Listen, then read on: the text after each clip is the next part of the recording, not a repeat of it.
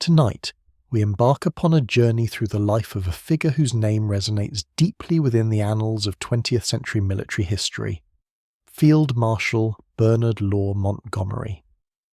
His was a life inextricably woven into the fabric of 2 world wars, a career marked by both brilliant successes and persistent contention. As we settle into the quiet contemplation of his long existence, from his birth in the late Victorian era to his passing in the latter half of the 20th century, we shall endeavour to trace the arc of a man who became for a time one of the most recognisable and indeed one of the most polarising commanders of his age. Our narrative will unfold slowly, deliberately, much like the strategic campaigns Montgomery himself orchestrated. We will observe the intricate details of his upbringing, yet the formative experiences that sculpted his character and the crucible of the First World War that forged his early military doctrines. We will then proceed into the interwar years, a period often overlooked but crucial for understanding the evolution of his tactical thinking and the development of his distinctive command style. The Second World War, of course, forms the central pillar of his public life, a period during which he rose to international prominence, commanding armies across vast desert landscapes and through the intricate battlefields of Western Europe. His leadership at critical junctures, from El Alamein to the D-Day landings and beyond, placed him at the very forefront of Allied efforts. Yet, even amidst these monumental achievements, the narrative of Montgomery is rarely one of simple triumph. It is a story frequently punctuated by professional rivalries, clashes of personality, and a steadfast, some might say unyielding, belief in his own methods. As the war concluded, his influence did not immediately wane. He continued to serve, shaping the nascent structures of post-war defence, leaving an imprint on the British Army and international military cooperation. Finally, we'll consider his later years as he reflected upon a life lived largely in the public eye and the enduring legacy he left behind. This careful, observational exploration invites you to drift into a deeper understanding of Bernard Montgomery, a complex portrait of command, ambition, and singular dedication. Allow the quiet cadence of history to guide your thoughts as we begin this extended contemplation of his remarkable journey. To understand the man who had become Field Marshal Montgomery, it is essential to first consider the foundations upon which his early life was built. Bernard Law Montgomery was born into a family with a distinct lineage, one that carried both social standing and a particular set of expectations. His heritage was Anglo-Irish, a background that often implied a certain position within the societal structures of the late 19th century. The family's roots were firmly established, tracing back through generations that included notable figures in both the church and the military, professions that often intertwined with the British Empire's expansion and administration.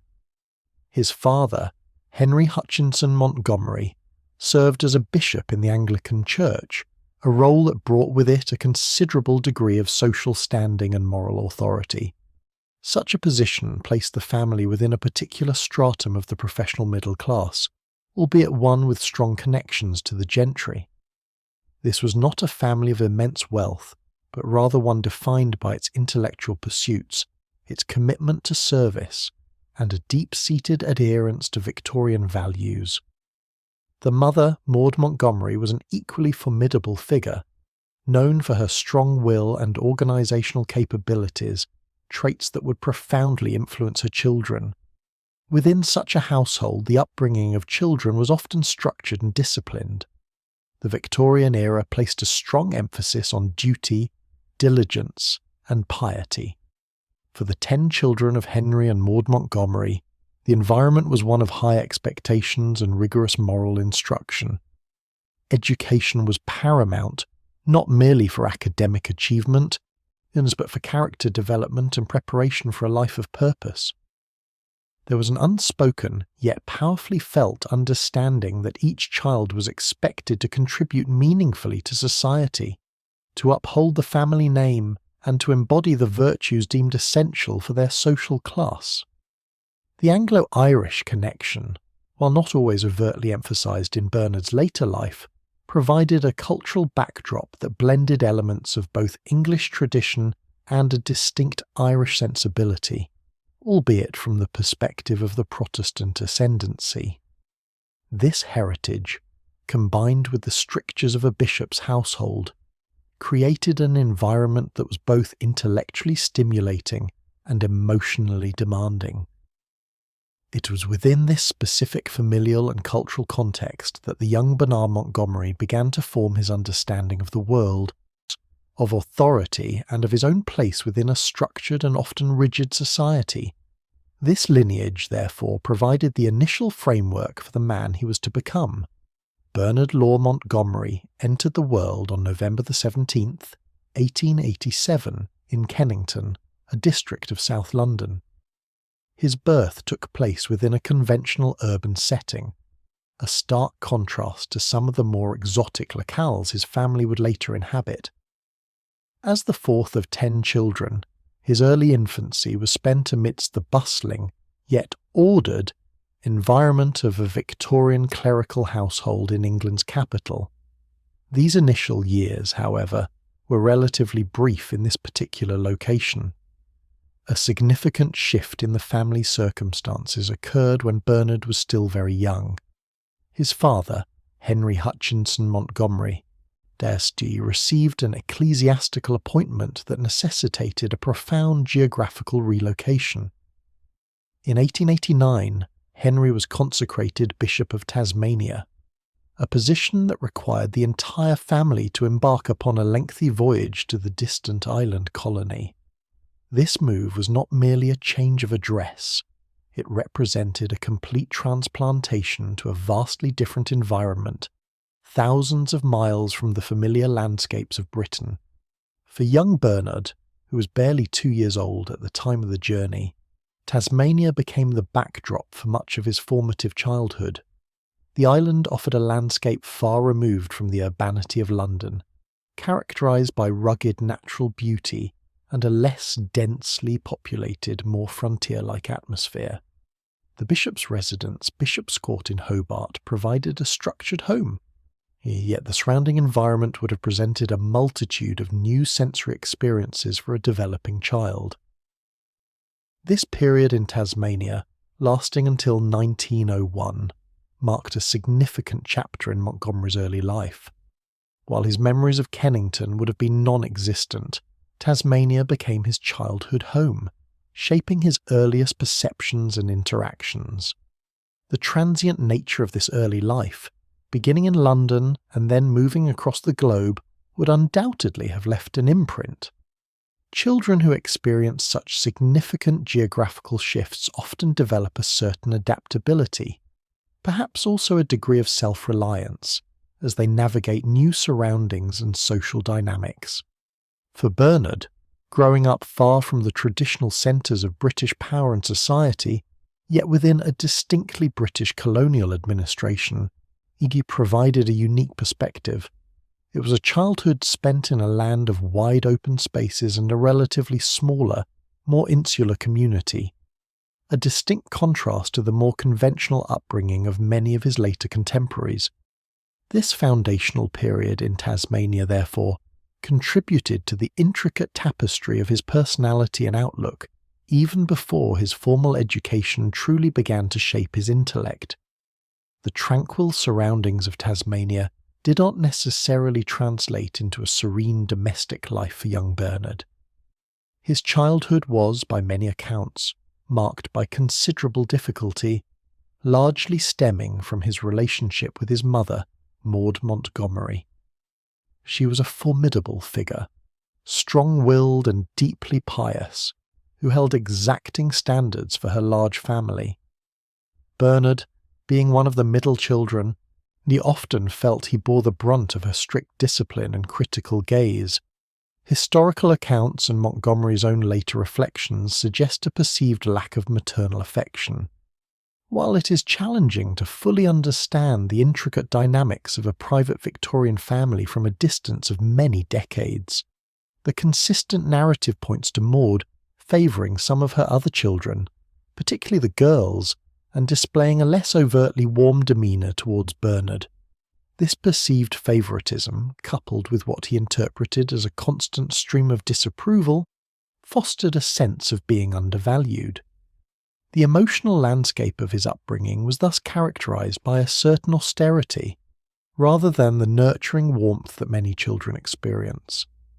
The upbringing itself was undoubtedly harsh, or even by the standards of the late 19th and early 20th centuries.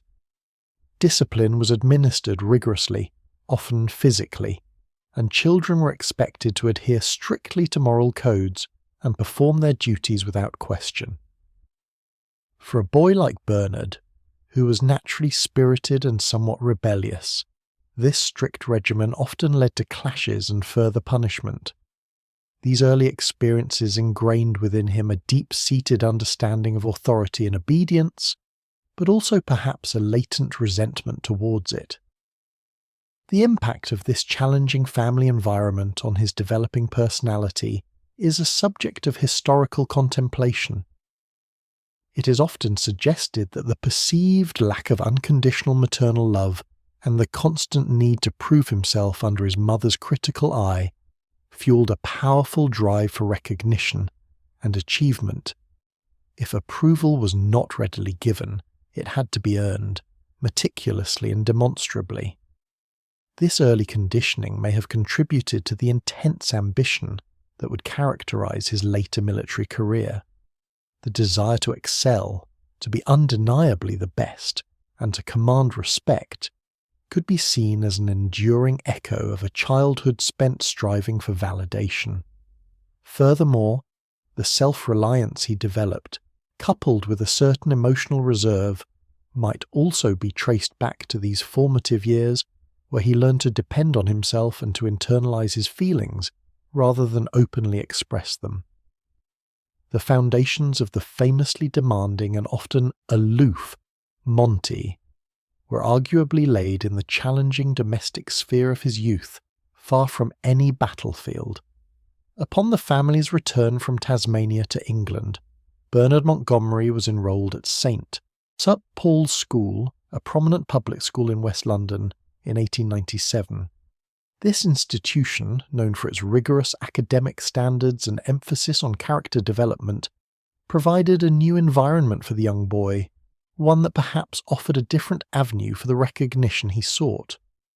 His time at St. Paul's, however, did not immediately present him as a prodigious academic. His performance in the classroom was, by most accounts, unremarkable. He was not among the top scholars, often struggling with subjects that did not immediately capture his interest or align with his practical inclination. While he passed his examinations, his academic record did not suggest the brilliance that would later define his strategic mind.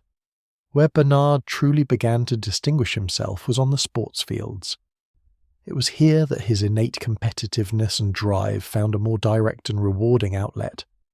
He excelled particularly in rugby, showcasing a fierce determination and an almost obsessive commitment to winning. He was also a keen cricketer, participating actively in school matches.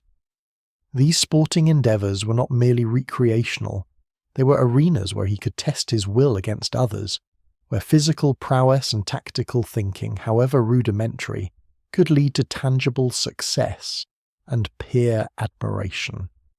The camaraderie and rivalries of school sports provided an important proving ground for his developing character. It was within these competitive environments that early signs of his later assertive character began to emerge. Even as a schoolboy, Montgomery displayed a clear sense of purpose and a desire to lead. While not always the most popular figure, his teammates and peers recognized his unwavering commitment and his single-minded focus on victory. He was observed to be forthright, sometimes brusque, in expressing his opinions and expectations. This directness, which would become a hallmark of his command style, was already visible in his interactions, whether organising a rugby scrum or critiquing a teammate's performance. Furthermore, his time at St Paul's reinforced the disciplined habits instilled by his upbringing. The structured routine of public school life, with its emphasis on rules and order, resonated with his desire for control and efficiency. While he may not have been an academic star, he absorbed the lessons of perseverance and self-discipline that were central to the school's ethos.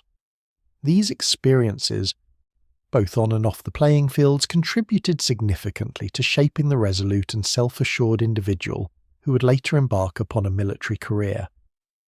St Paul's provided the stage where Bernard Montgomery first began to forge the tools of his determined personality, preparing him, perhaps unknowingly, for the challenges of leadership that lay ahead. With his public school education complete, Bernard Montgomery, driven by a clear sense of purpose, set his sights on a military career. In 1907, he successfully gained admission to the Royal Military College, Sandhurst, the prestigious institution responsible for training officers for the British Army. This entry marked a significant step on his chosen path, moving him from the academic and sporting fields of St. Paul's to the more rigorous and disciplined environment of military preparation. Sandhurst at the turn of the 20th century was an exacting establishment. The training was comprehensive, encompassing drill, tactics, military history, musketry, and horsemanship. It was designed not only to impart practical skills, but also to instill the values of leadership, discipline, and esprit de corps deemed essential for an officer in the British Empire. The daily routine was demanding, characterised by strict timetables, physical exertion, and constant scrutiny.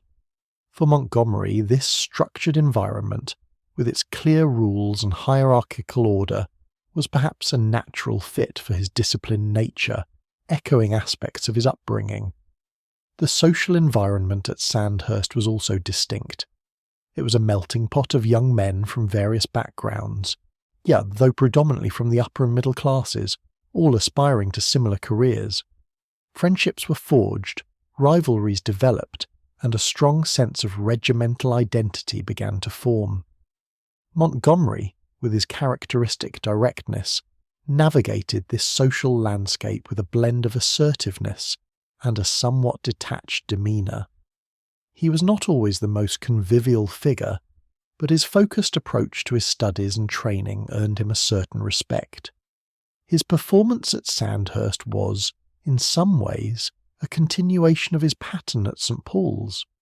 Academically, he was competent but not outstanding.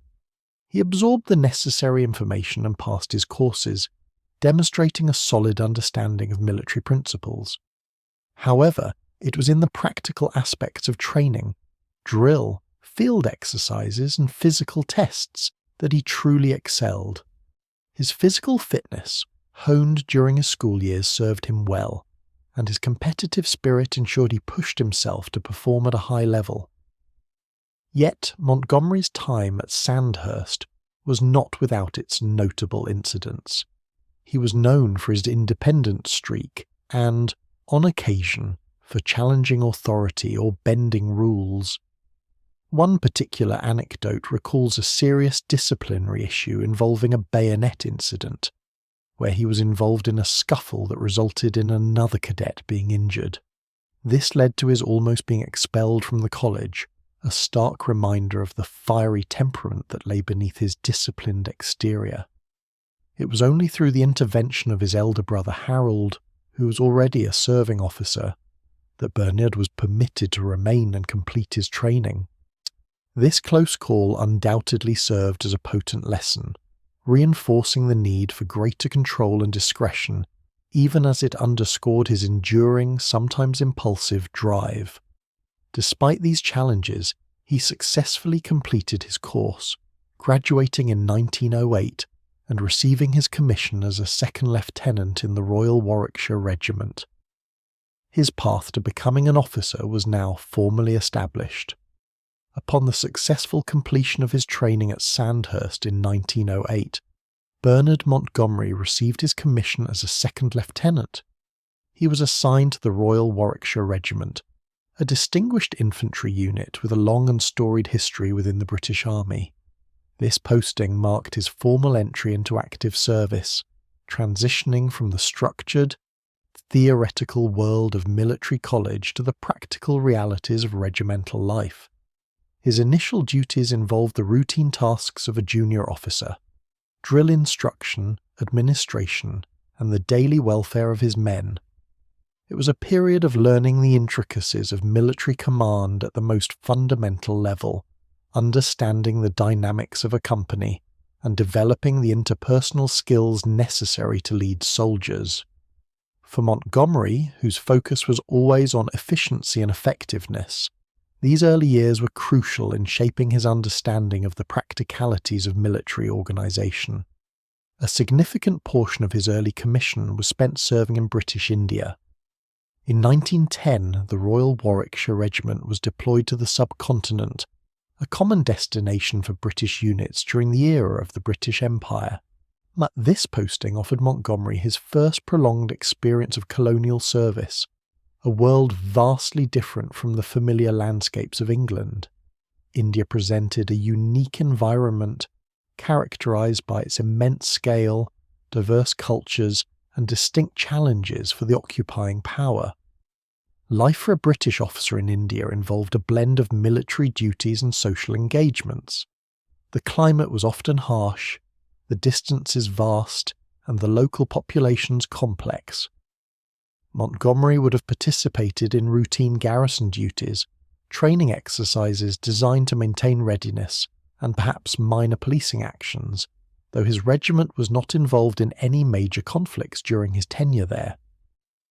These experiences provided him with exposure to logistics on a grander scale, and the challenges of maintaining order in a vast colonial territory.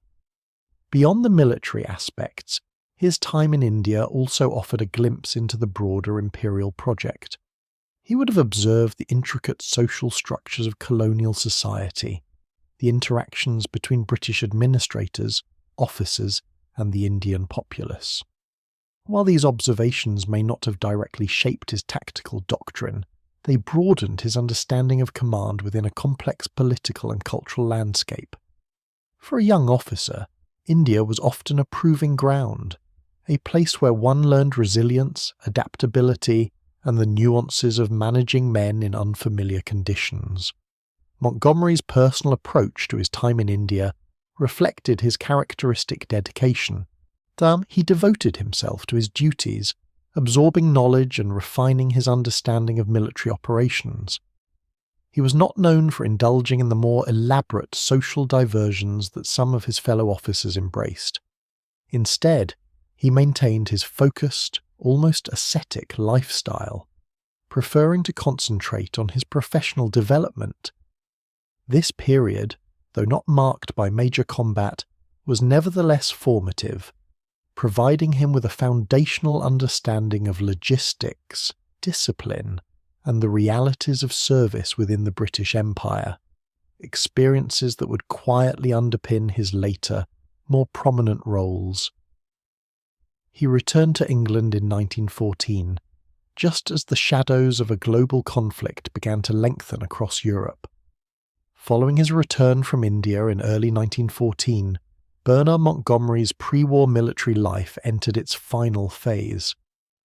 The period between his commissioning in 1908 and the outbreak of the Great War was one of steady professional development, a time when he diligently honed the skills necessary for a rising officer. These years were characterized by a commitment to understanding the mechanics of military operations and a quiet dedication to self-improvement. He engaged in the standard cycle of regimental duties, which included continuous training exercises designed to maintain the readiness and cohesion of the Royal Warwickshire Regiment. These exercises, often conducted in various parts of the British Isles, simulated battlefield conditions to the extent possible at the time, testing tactical deployments, logistical support, and the coordination of units. For Montgomery, these were not merely rote drills, but opportunities to analyse and refine methods, He observed the strengths and weaknesses of different approaches, developing a keen eye for operational efficiency. During this period, Montgomery began to exhibit early indications of the analytical and decisive mindset that would later define his command style. While not yet in positions of high authority, his methodical approach to problem-solving and his clear understanding of objectives were noted. He was a meticulous planner, even in small-scale exercises, demonstrating a preference for thorough preparation and clear communication of orders. This attention to detail, coupled with a growing confidence in his own judgment, distinguished him from some of his peers who might have approached such activities with less intensity. His intellectual engagement with military theory also deepened. He studied the campaigns of history, absorbing lessons from past conflicts and reflecting on the principles of war. This self-directed learning complemented his practical experience, building a comprehensive framework for his understanding of command. He recognized that success on the battlefield depended not only on the bravery of soldiers, but also on superior organization, clear strategy, and the effective deployment of resources. The British Army of this era, while steeped in tradition, was also undergoing a period of modernization and tactical re-evaluation. Montgomery was part of a generation of officers who would soon face an unprecedented conflict, and his pre-war years were an unconscious preparation for that immense challenge. He cultivated a reputation as a diligent, serious-minded officer, one who took his responsibilities with an almost unwavering earnestness. These formative experiences, though seemingly routine at the time, were critical in forging the disciplined and focused commander who would soon be tested in the crucible of the First World War, an event that would dramatically alter the course of his life and the lives of millions. The summer of 1914 brought an abrupt end to the quiet professionalism of the pre-war British Army. Europe, a continent long simmering with complex alliances and imperial rivalries, finally erupted into a conflagration. The assassination of Archduke Franz Ferdinand in Sarajevo in June set in motion a series of diplomatic failures and military mobilizations that swiftly drew the major powers into conflict. Germany's invasion of Belgium and then France, executing the Schlieffen Plan, compelled Great Britain, bound by treaty obligations and strategic interests, and to declare war on Germany on August 4, 1914. For Bernard Montgomery, then a junior officer with the 1st Battalion, Royal Warwickshire Regiment, the declaration meant immediate preparation for deployment. The British Expeditionary Force, or BEF, was swiftly organised. It was a relatively small, highly professional volunteer army, considered by many to be the best-trained fighting force in Europe at the time. Its rapid deployment was a testament to the logistical capabilities of the British military, designed to support the French against the German advance. Montgomery and his battalion were among the first to cross the English Channel. The journey to France in August 1914 was filled with a mixture of anticipation and an uncertain understanding of the conflict ahead. Most soldiers, officers included, held a prevailing belief that the war would be short, perhaps concluding by Christmas. There was a sense of duty, an expectation of a grand adventure, and a desire to serve king and country. The grim realities of modern warfare, however, were yet to be fully comprehended. Upon arrival in France, Montgomery and his unit were quickly moved towards the front lines in Belgium. The initial days were characterized by rapid movement, as the BEF sought to link up with French forces and confront the fast-moving German army. This period, known as the Race to the Sea, involved mobile warfare, a stark contrast to the static trench lines that would soon define the Western Front. As a junior officer, Montgomery's role was at the sharp end of the fighting. He commanded a platoon, responsible for the immediate welfare and tactical deployment of his men. The environment was chaotic and dangerous, demanding quick decisions and considerable courage. This initial exposure to the brutal realities of modern combat, the sheer scale of the conflict, and the devastating power of contemporary weaponry would leave an indelible mark. The theoretical knowledge he had diligently acquired during his pre-war years was now to be tested in the most extreme practical application, as the sound of distant artillery fire became an ever-present reality. His journey into the maelstrom of the Great War had truly begun. The initial encounters of the British Expeditionary Force with the German army were brutal and shocking. For Bernard Montgomery and his fellow junior officers, the reality of industrial-scale warfare quickly shattered any illusions of a swift, glorious campaign. The first major engagement for the BEF was the Battle of Mons, fought on August 23, 1914 in Belgium. Here, a numerically superior German force advancing rapidly clashed with the entrenched British positions along the Mons-Condé Canal. Montgomery's unit, the 1st Royal Warwicks, was not directly involved in the heaviest fighting at Mons itself, but they were part of the wider British forces engaged in the area. The battle showcased the devastating effectiveness of the professional British riflemen, whose rapid, accurate fire inflicted heavy casualties on the German infantry. However, the sheer weight of the German numbers and their powerful artillery eventually forced the British to withdraw. This was not a victory, but a fighting retreat, marking the beginning of a prolonged and arduous withdrawal. The subsequent days and weeks were characterized by the Great Retreat, a grueling march southwards under constant pressure from the advancing German forces. For Montgomery, this period was an intense education in the harsh realities of military operations under duress. His platoon, like countless others, endured forced marches, often with little rest or sustenance, always with the looming threat of enemy contact. The disciplined training of Sandhurst in his pre-war years proved invaluable, enabling him to maintain order and morale amongst his exhausted men amidst the disorienting chaos.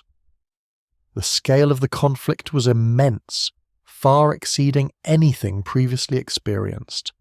The constant sound of artillery, the sight of wounded men, and the relentless pressure of the German advance were profoundly impactful.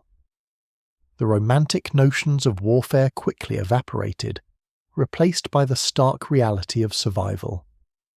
Montgomery witnessed firsthand the devastating effects of modern weaponry, machine guns scything down infantry, and artillery barrages transforming landscapes into churned earth.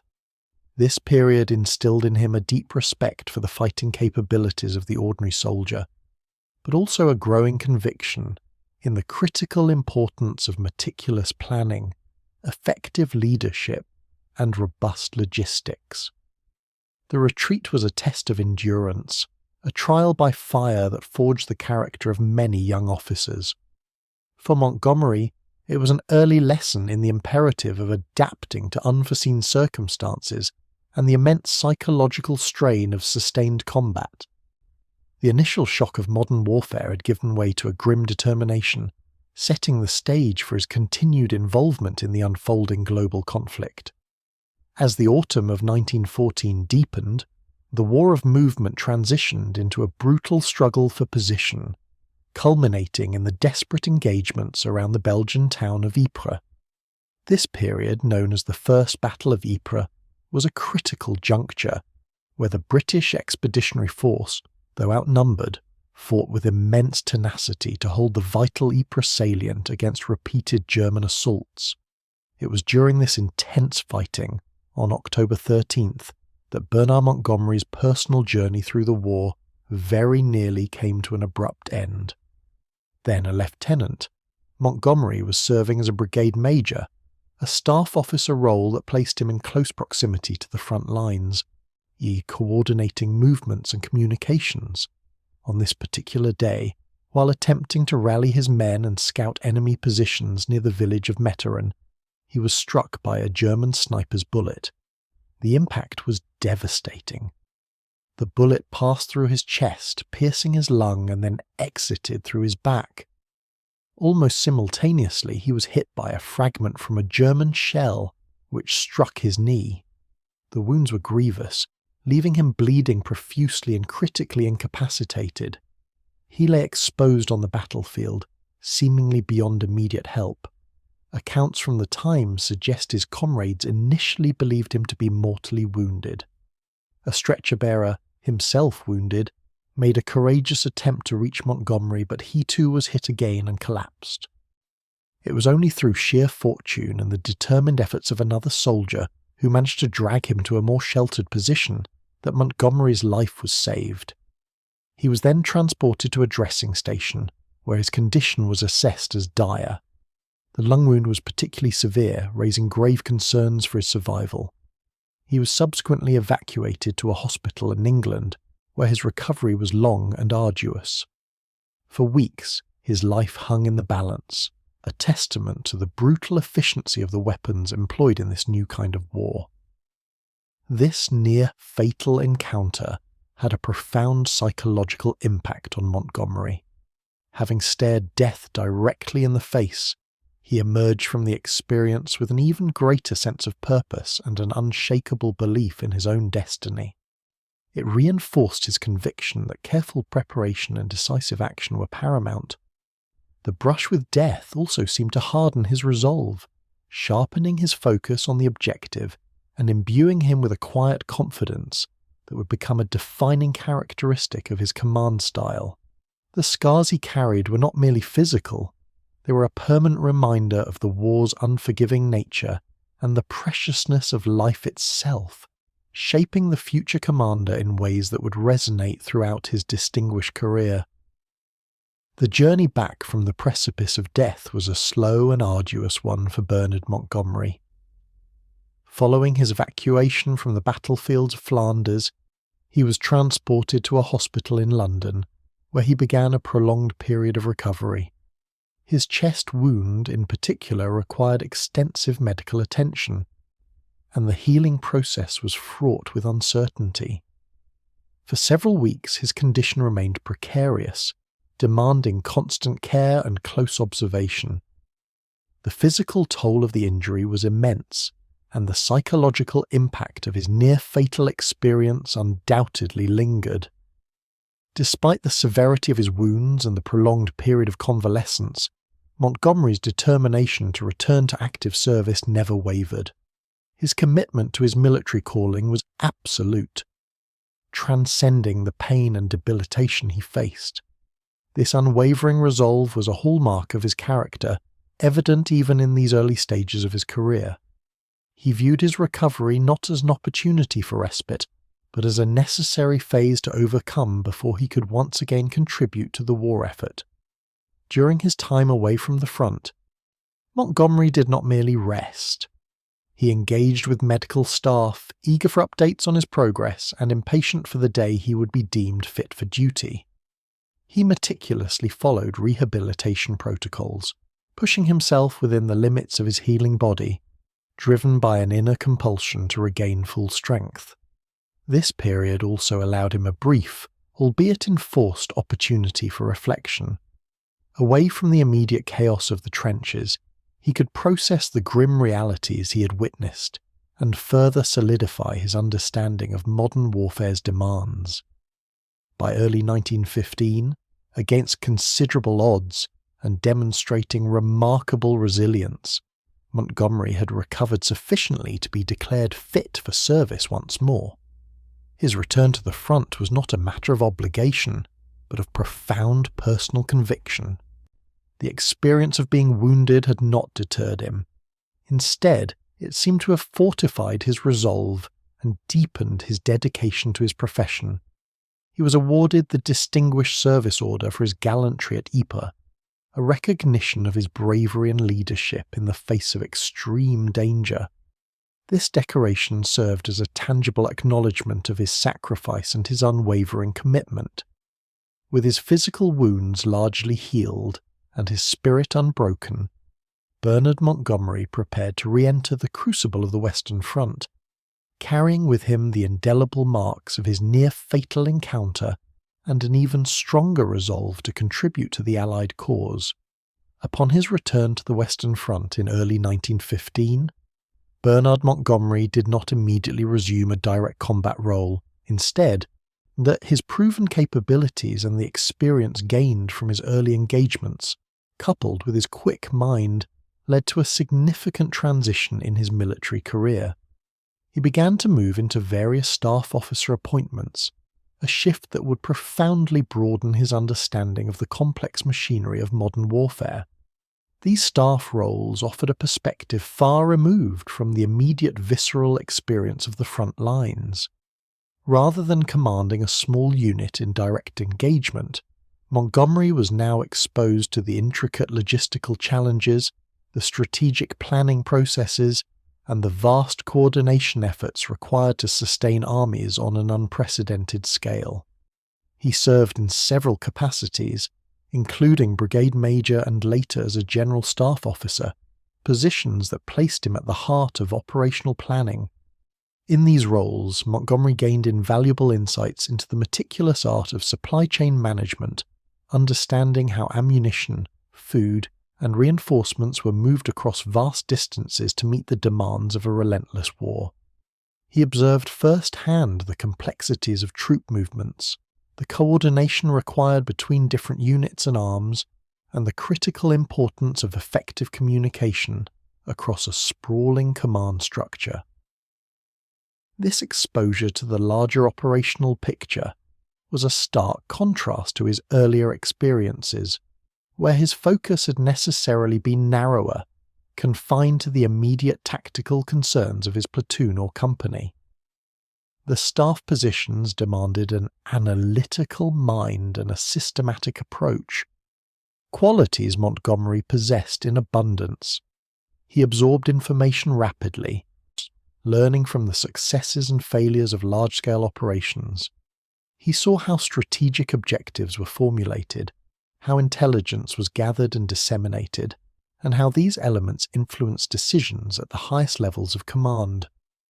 This comprehensive overview allowed him to appreciate the interconnectedness of all military functions, from the smallest logistical detail to the grandest strategic maneuver. This period of staff service proved to be a critical educational phase for Montgomery. It moved him beyond the direct experience of combat to a more profound understanding of the underlying principles that governed successful military campaigns. The insights gained during these years would later inform his own command style, characterized by meticulous planning, rigorous attention to detail, and a comprehensive grasp of logistics and strategy. He was building the foundations of a commander who understood that victory was often forged not just in direct confrontation, but in the unseen, painstaking work of preparation and coordination. Having gained a broader perspective through his staff assignments, Bernard Montgomery was soon to witness and participate in some of the most devastating engagements of the First World War. The Battle of the Somme, which commenced in July 1916, served as a stark and brutal lesson in the realities of large-scale attrition warfare. Though not in a frontline command role, his position on the staff of the 33rd Division placed him in close proximity to the planning and aftermath of this immense offensive. From his vantage point, Montgomery observed the staggering human cost of attempting to break through entrenched enemy lines. He saw the meticulous preparations, the unprecedented artillery bombardments designed to pulverize German defences, and the subsequent waves of infantry advancing into a maelstrom of machine gun fire. The sheer scale of casualties, enduring for months with limited territorial gains, left an indelible impression. He witnessed the immense logistical effort required to simply sustain such an operation, and the profound psychological toll it exacted on all involved. The Somme reinforced his growing conviction that frontal assaults against prepared defences, without overwhelming and sustained tactical superiority, were tragically wasteful. His experiences continued through 1917, notably during the Battle of Arras. Here, as a General Staff Officer Grade 2, GSO2, with the 33rd Division, he was again immersed in the planning and execution of a major offensive. Arras, while initially demonstrating some success through innovative tactics, like the use of tunnels and creeping barrages, ultimately devolved into another grinding struggle. Montgomery would have observed the initial breakthroughs, followed by the inevitable German counterattacks and the re-establishment of a static front. These battles, the Somme and Arras, solidified his understanding of the limitations of the current tactical doctrines. He saw that bravery and sacrifice, while abundant, were often insufficient against the defensive power of machine guns, barbed wire and artillery.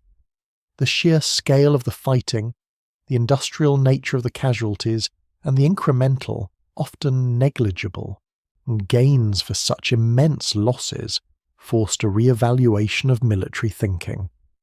Montgomery began to internalize the critical importance of a coordinated approach, integrating artillery, infantry, and later tanks to achieve decisive results without resorting to pure attrition.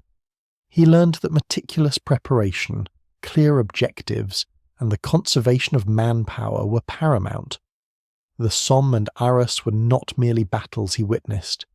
They were crucibles in which his operational philosophy began to harden, shaping his future insistence on thorough planning, surprise, and overwhelming force at the point of attack, rather than engaging in prolonged, costly, and indecisive attritional struggles. He was learning how to avoid the mistakes he saw unfold around him. As the war progressed, the Western Front continued its relentless consumption of men and material. In 1917, Bernard Montgomery found himself embroiled in perhaps the most infamous and physically arduous of all the Allied offensives, the Third Battle of Ypres, more commonly known as Passchendaele. Serving as GSO-2 on the staff of the 33rd Division, and later briefly with the 19th Western Division, he was once more in a position to observe the catastrophic realities of modern warfare, this time exacerbated by truly appalling environmental conditions. The landscape around Ypres was already scarred by years of conflict, but the relentless artillery bombardment preceding and during Passchendaele, combined with unseasonably heavy rains, transformed the battlefield into an unimaginable quagmire. Shell holes filled with water, on creating treacherous bogs that swallowed men and equipment. Movement became an agonizing struggle, and the mud itself became an enemy as deadly as enemy fire. Supply lines faltered, and the evacuation of wounded soldiers became an epic task. Montgomery observed the devastating impact of these conditions on the fighting spirit and physical well-being of the troops. He saw firsthand how the morale of soldiers was eroded not just by enemy action, but by incessant cold, wet, exhaustion, and the constant threat of drowning in the mud. This experience deeply impressed upon him the critical importance of troop welfare, a concept that would become a cornerstone of his command philosophy in later wars. He understood that even the bravest soldiers could be broken by sustained exposure to such inhuman conditions, and that a commander's responsibility extended beyond mere tactical orders to the very care and sustenance of his men. The tactical lessons from Passchendaele were equally profound. The battle underscored the futility of pushing forward without adequate logistical support and without a clear, achievable objective. The slow, grinding advance, often measured in mere yards, came at an astronomical cost in lives. Montgomery's observations during this period reinforced his growing belief in the absolute necessity of meticulous planning, not only for the assault itself but for the entire logistical chain that supported it. He saw the consequences of insufficient preparation, of launching offensives into impossible terrain, and of failing to adapt to the realities of the battlefield. Passchendaele was a grim testament to the limits of human endurance and the destructive power of modern warfare. For Montgomery, it was a further painful education in the art of war, solidifying his conviction that victory demanded not just courage, but also an unwavering focus on the well-being of his soldiers and an almost obsessive attention to detail in planning every aspect of an operation. Following the immense struggles and painful lessons of Passchendaele, the year 1918 brought a significant shift in the strategic landscape of the Western Front. Bernard Montgomery found himself participating in the final, decisive Allied offensives, collectively known as the 100 Days Offensive.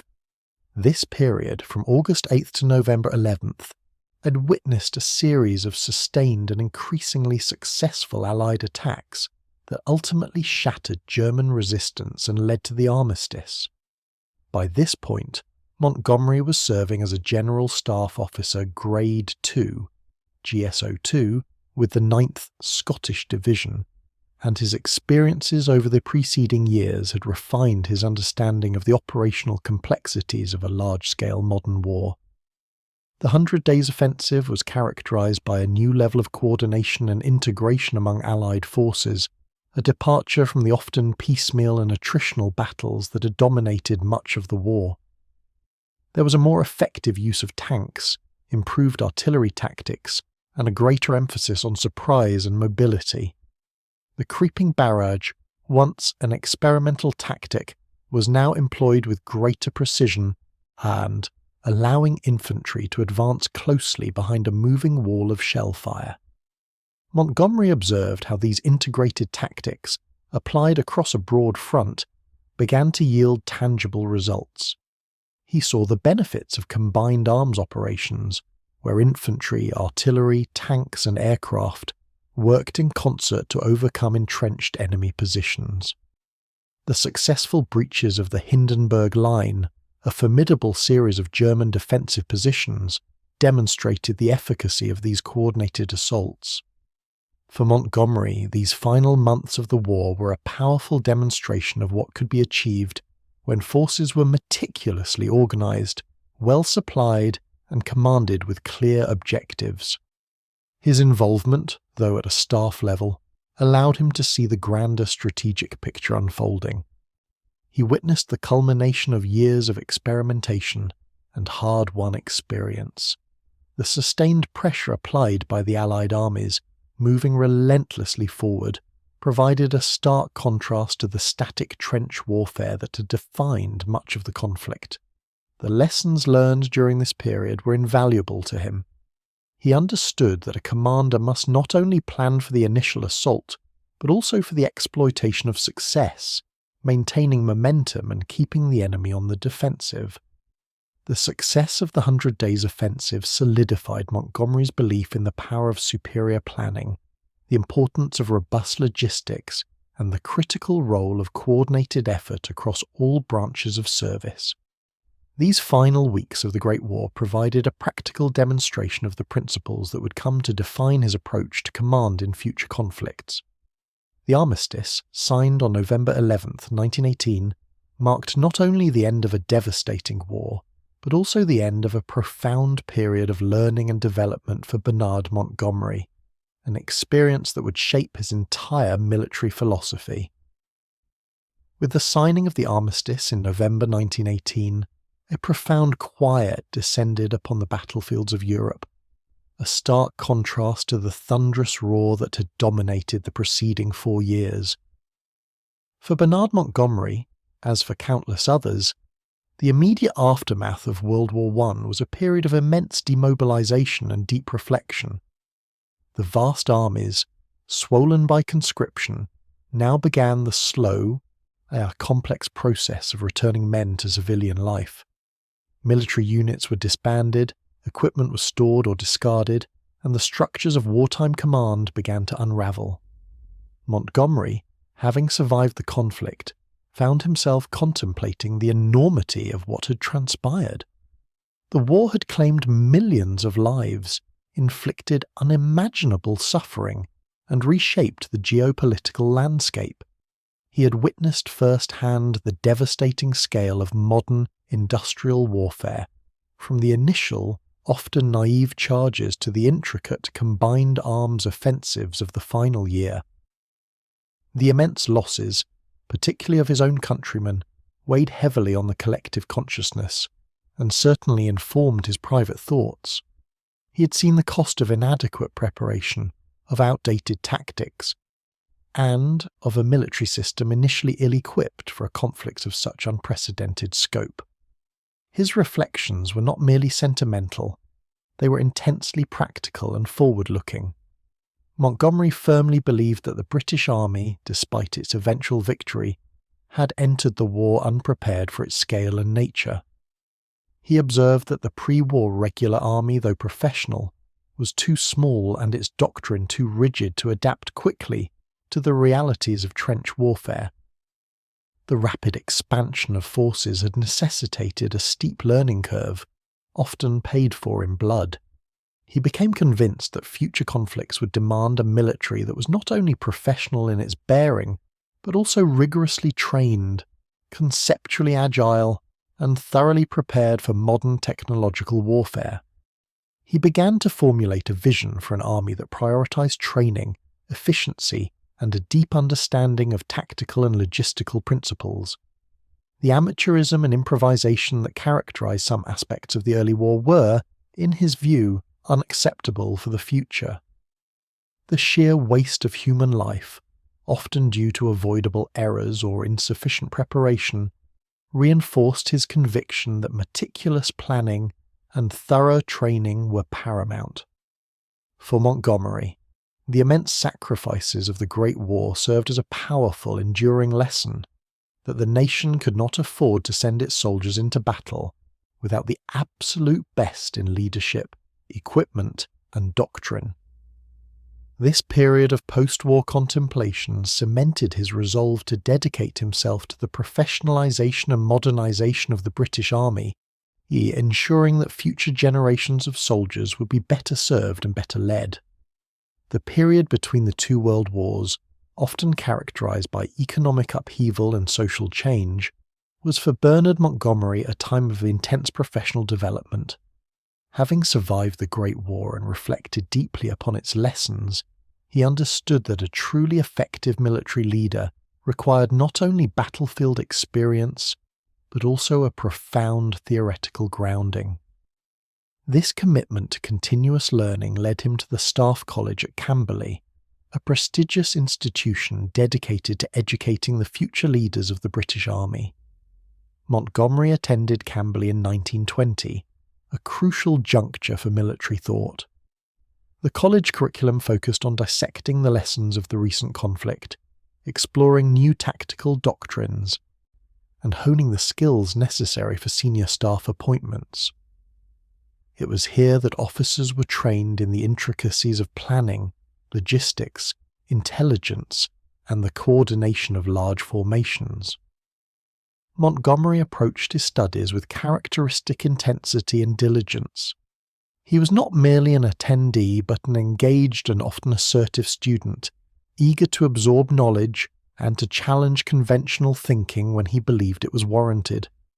His reputation during this time was that of a highly serious and focused individual.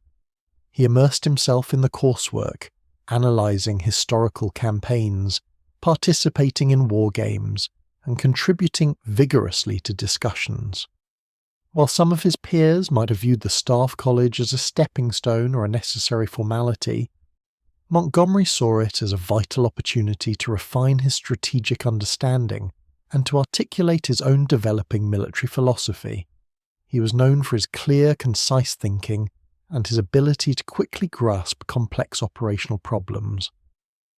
The Staff College experience provided him with a comprehensive overview of military strategy and tactics, far beyond the regimental duties he had previously known.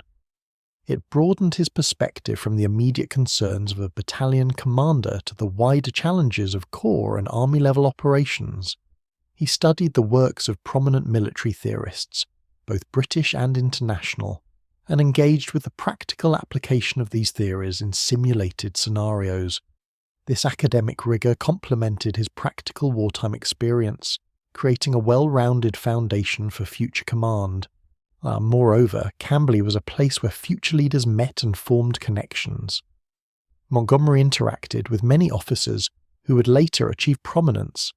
fostering a network that would prove valuable throughout his career. His time there reinforced his belief in the importance of a professional, intellectually robust officer corps. The lessons learned, the theories debated, and the planning exercises undertaken during this interwar period were not abstract academic pursuits for Montgomery. They were direct preparations for the next inevitable conflict, shaping the precise, methodical approach that would become his hallmark. He left Camberley with an enhanced understanding of the art of war and a reinforced conviction in the power of diligent preparation. Following his own rigorous studies at the Staff College, Camberley, Bernard Montgomery returned to the institution in 1926, this time as an instructor. This appointment allowed him to further refine his military theories and to impart his evolving understanding of warfare to a new generation of officers. It was a role that suited his methodical nature and his unwavering conviction in the importance of proper training and preparation. As an instructor, Montgomery was known for his demanding yet clear approach. He eschewed ambiguity and emphasized a disciplined, logical methodology to military problems. His lectures and syndicate work focused heavily on the practical application of principles, drawing directly from his own experiences in the First World War and his subsequent reflections. He was not content with abstract theory. He insisted that his students develop actionable plans and issue precise orders. A central tenet of Montgomery's teaching was the absolute necessity of clear and unambiguous orders. He believed that confusion in command led directly to failure on the battlefield, wasting lives and resources. He drilled into his students the importance of expressing intentions with utmost clarity, ensuring that every subordinate understood their role and the overall objective. This emphasis on unambiguous communication would become a hallmark of his command style in later years. Thorough planning was another cornerstone of his doctrine. Montgomery taught that success depended not on improvisation, but on meticulous foresight and detailed preparation for every conceivable contingency. He stressed the importance of understanding the terrain, assessing enemy capabilities, and coordinating all arms of service, infantry, artillery, engineers, and nascent armoured units, into a cohesive fighting force. His instruction encouraged students to think several steps ahead, considering logistics, communications, and potential enemy reactions. Beyond the technical aspects of warfare, Montgomery also placed significant emphasis on the importance of morale. He understood from his own battlefield experiences that the human element was often the decisive factor. A well-trained, well-led, and highly motivated force could overcome significant obstacles. He taught that leaders had a profound responsibility for the welfare of their troops, arguing that good morale stemmed from clear leadership, adequate preparation, and a belief in the mission. He believed that officers must inspire confidence and ensure their men were properly equipped, fed, and understood the purpose of their sacrifices. His time as an instructor at Camberley was instrumental in solidifying his own military philosophy and in shaping the intellectual landscape of the British Army. He challenged his students to think critically, to plan exhaustively, and to lead with conviction. Through his teachings, Montgomery sought to instill a culture of professionalism and meticulousness, aiming to prevent the costly errors and unpreparedness he had witnessed in the previous war. His influence during this period contributed significantly to the development of British military doctrine, laying intellectual groundwork that would prove vital in the conflicts to come. Amidst his dedicated professional life in the rigorous intellectual environment of Staff College, a significant personal development occurred for Bernard Montgomery. In 1927, at the age of 40, he married Elizabeth Hobart Carver, known to her friends and family as Betty. She was a widow with 2 young sons, and her presence brought a warmth and domesticity into Montgomery's life that had largely been absent since his earliest childhood memories. Their meeting was somewhat serendipitous, occurring during a leave period while Montgomery was recovering from a minor operation. Betty Carver was a woman of considerable charm and intelligence, possessing a vivacious spirit that complemented Montgomery's more reserved and intensely focused personality. For a man who had often seemed wholly consumed by his military career and its demands, this marriage marked a profound shift. The union with Betty provided Montgomery with a sense of personal stability and happiness that he had rarely, if ever, experienced. His early life, particularly his childhood in Tasmania and subsequent years under his mother's strict and often unapproving gaze, had been characterized by a lack of genuine emotional warmth. The disciplined Victorian household had fostered resilience and ambition, but not necessarily profound contentment. With Betty, he found a supportive partner who understood his dedication to his work, but also offered a loving home environment. In 1928, their son David was born. The arrival of his own child further deepened Montgomery's sense of personal fulfillment. He became a devoted, if somewhat reserved, father, finding joy in family life that was a distinct contrast to the more austere atmosphere of his upbringing. This period of his life was marked by a quiet domesticity, a balance to the intellectual rigour and professional drive that defined his military career. The stability offered by his marriage and the joys of fatherhood undoubtedly provided a vital anchor for Montgomery. It allowed him to nurture a side of himself that had long been submerged beneath the demands of his profession and the lingering effects of a challenging youth. The home became a sanctuary, a place where he could unwind and experience a different kind of fulfillment than that derived from military success or intellectual pursuits. This personal happiness, however, was not destined to last indefinitely. The shadow of future conflicts loomed, and the demands of his military career would eventually necessitate a renewed singular focus. Yet, for a time, Bernard Montgomery experienced a profound and unexpected period of domestic contentment, a testament to the transformative power of companionship and family life. It was a chapter that quietly shaped the man, even as the world around him slowly edged towards another cataclysm. Following his period of instruction at Staff College and the quiet contentment found in his early married life, Bernard Montgomery's career continued its steady ascent, marked by various overseas postings that broadened his command experience and exposed him to diverse military and political landscapes. These assignments were crucial in shaping his understanding of imperial defence, the complexities of colonial administration, and the practical application of his developing military doctrines in different environments. One significant posting brought him to Egypt in the early 1930s. Serving with the 1st Battalion, the Royal Warwickshire Regiment, Montgomery immersed himself in the unique challenges presented by the region. The British presence in Egypt, while substantial, was intertwined with local political currents and the broader strategic considerations of the Suez Canal. His time there allowed him to observe firsthand the dynamics of maintaining order in a protectorate, the logistical demands of operating in a desert environment, and the need for adaptability in training and tactics. He gained valuable insights into the cultural nuances that influence military operations and the importance of civil-military relations, even when viewed from a position of authority. Later, Montgomery was posted to Palestine, a region fraught with increasing tension and complexity. During the mid-1930s, Palestine was under British mandate, and ethnic and religious strife between Arab and Jewish populations was escalating. This environment presented a different set of challenges than those encountered in Egypt. Here, Montgomery was involved in internal security operations, dealing with insurgency, and maintaining peace amidst communal unrest.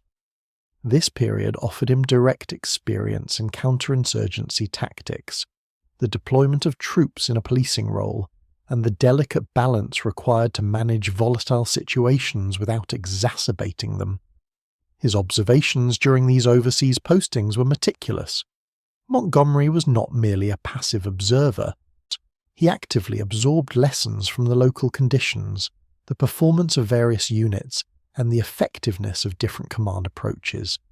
He noted the limitations imposed by terrain, climate, and local populations, integrating these practical considerations into his evolving military philosophy.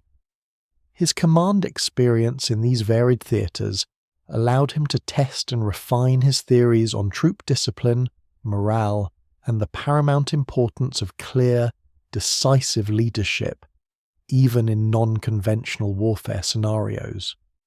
These years abroad were formative, moving him beyond the theoretical constructs of Staff College into the messy realities of command in diverse and often challenging settings.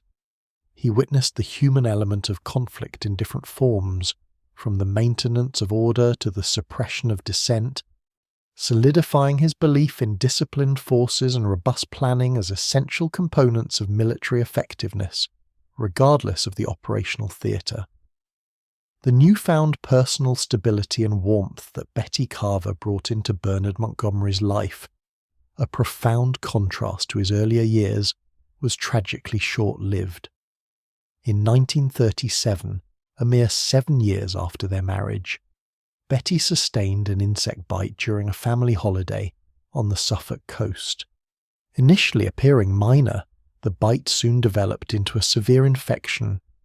Despite medical attention, her condition rapidly deteriorated. She contracted septicemia, a grave bloodstream infection, and passed away, leaving Montgomery a widower and their young son David motherless. The sudden and unexpected death of his wife was a devastating blow to Montgomery, and Betty had been the anchor in his life, providing not only companionship but also a domestic tranquility he had never before experienced. She had softened his often austere demeanour and offered a personal refuge from the relentless demands of his military career. Her presence had allowed him to cultivate a more balanced existence, blending his professional ambitions with the quiet joys of family life. Her loss plunged him into a profound grief that, while deeply personal, also reshaped the trajectory of his remaining years. In the immediate aftermath, Montgomery was left to navigate the emotional void and the practicalities of raising his son alone. The responsibility weighed heavily upon him, yet in a manner characteristic of his disciplined nature, he sought to channel his sorrow. The grief, while undoubtedly intense, didn't manifest in a way that diminished his professional drive. Rather, it seemed to strip away any remaining distractions, leaving him with an almost singular, unyielding focus on his military career. This period marked a significant turning point.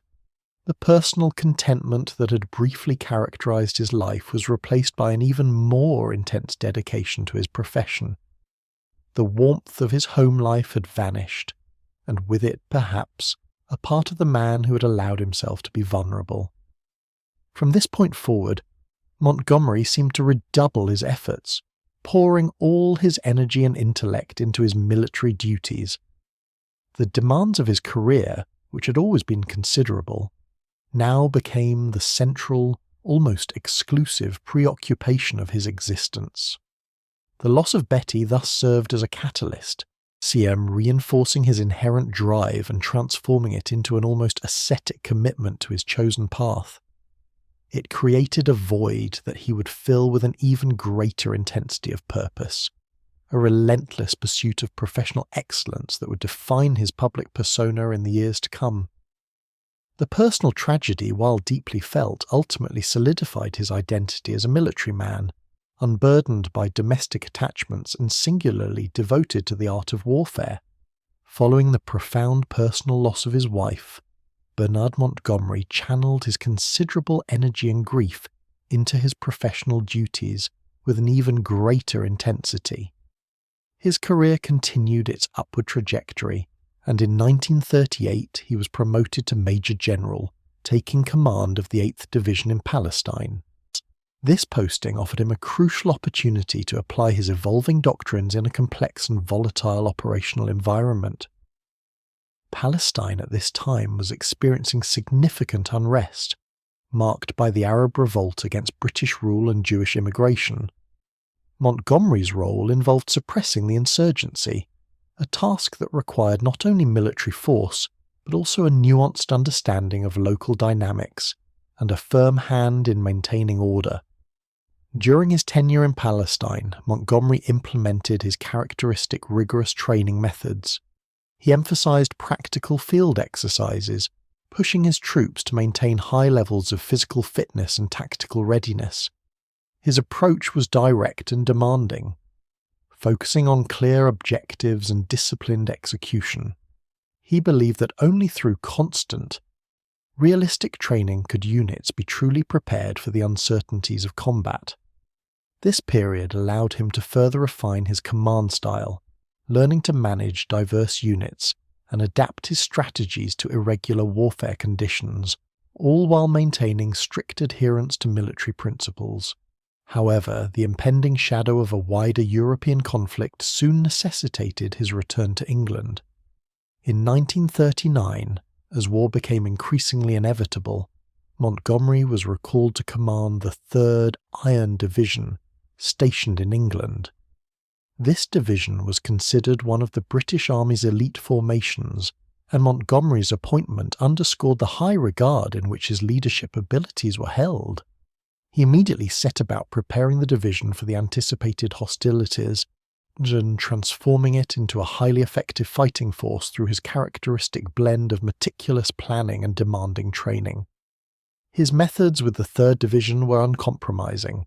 He insisted on exceptionally high standards of physical fitness, regularly participating in long marches and physical training sessions alongside his men. He believed that mental fortitude was inextricably linked to physical robustness. Tactical proficiency was another cornerstone of his preparatory regime. He organized extensive maneuvers and exercises, simulating battle conditions as closely as possible, ensuring that every soldier and officer understood their role and could execute it flawlessly. Emphasis was placed on clear communication, coordinated movements, and the rapid adaptation to changing battlefield scenarios. Montgomery's objective was to instill in his troops an unwavering confidence in their abilities and in his leadership. He stressed the importance of morale, knowing that a well-trained, confident, and physically fit army would be better equipped to face the rigors of modern warfare.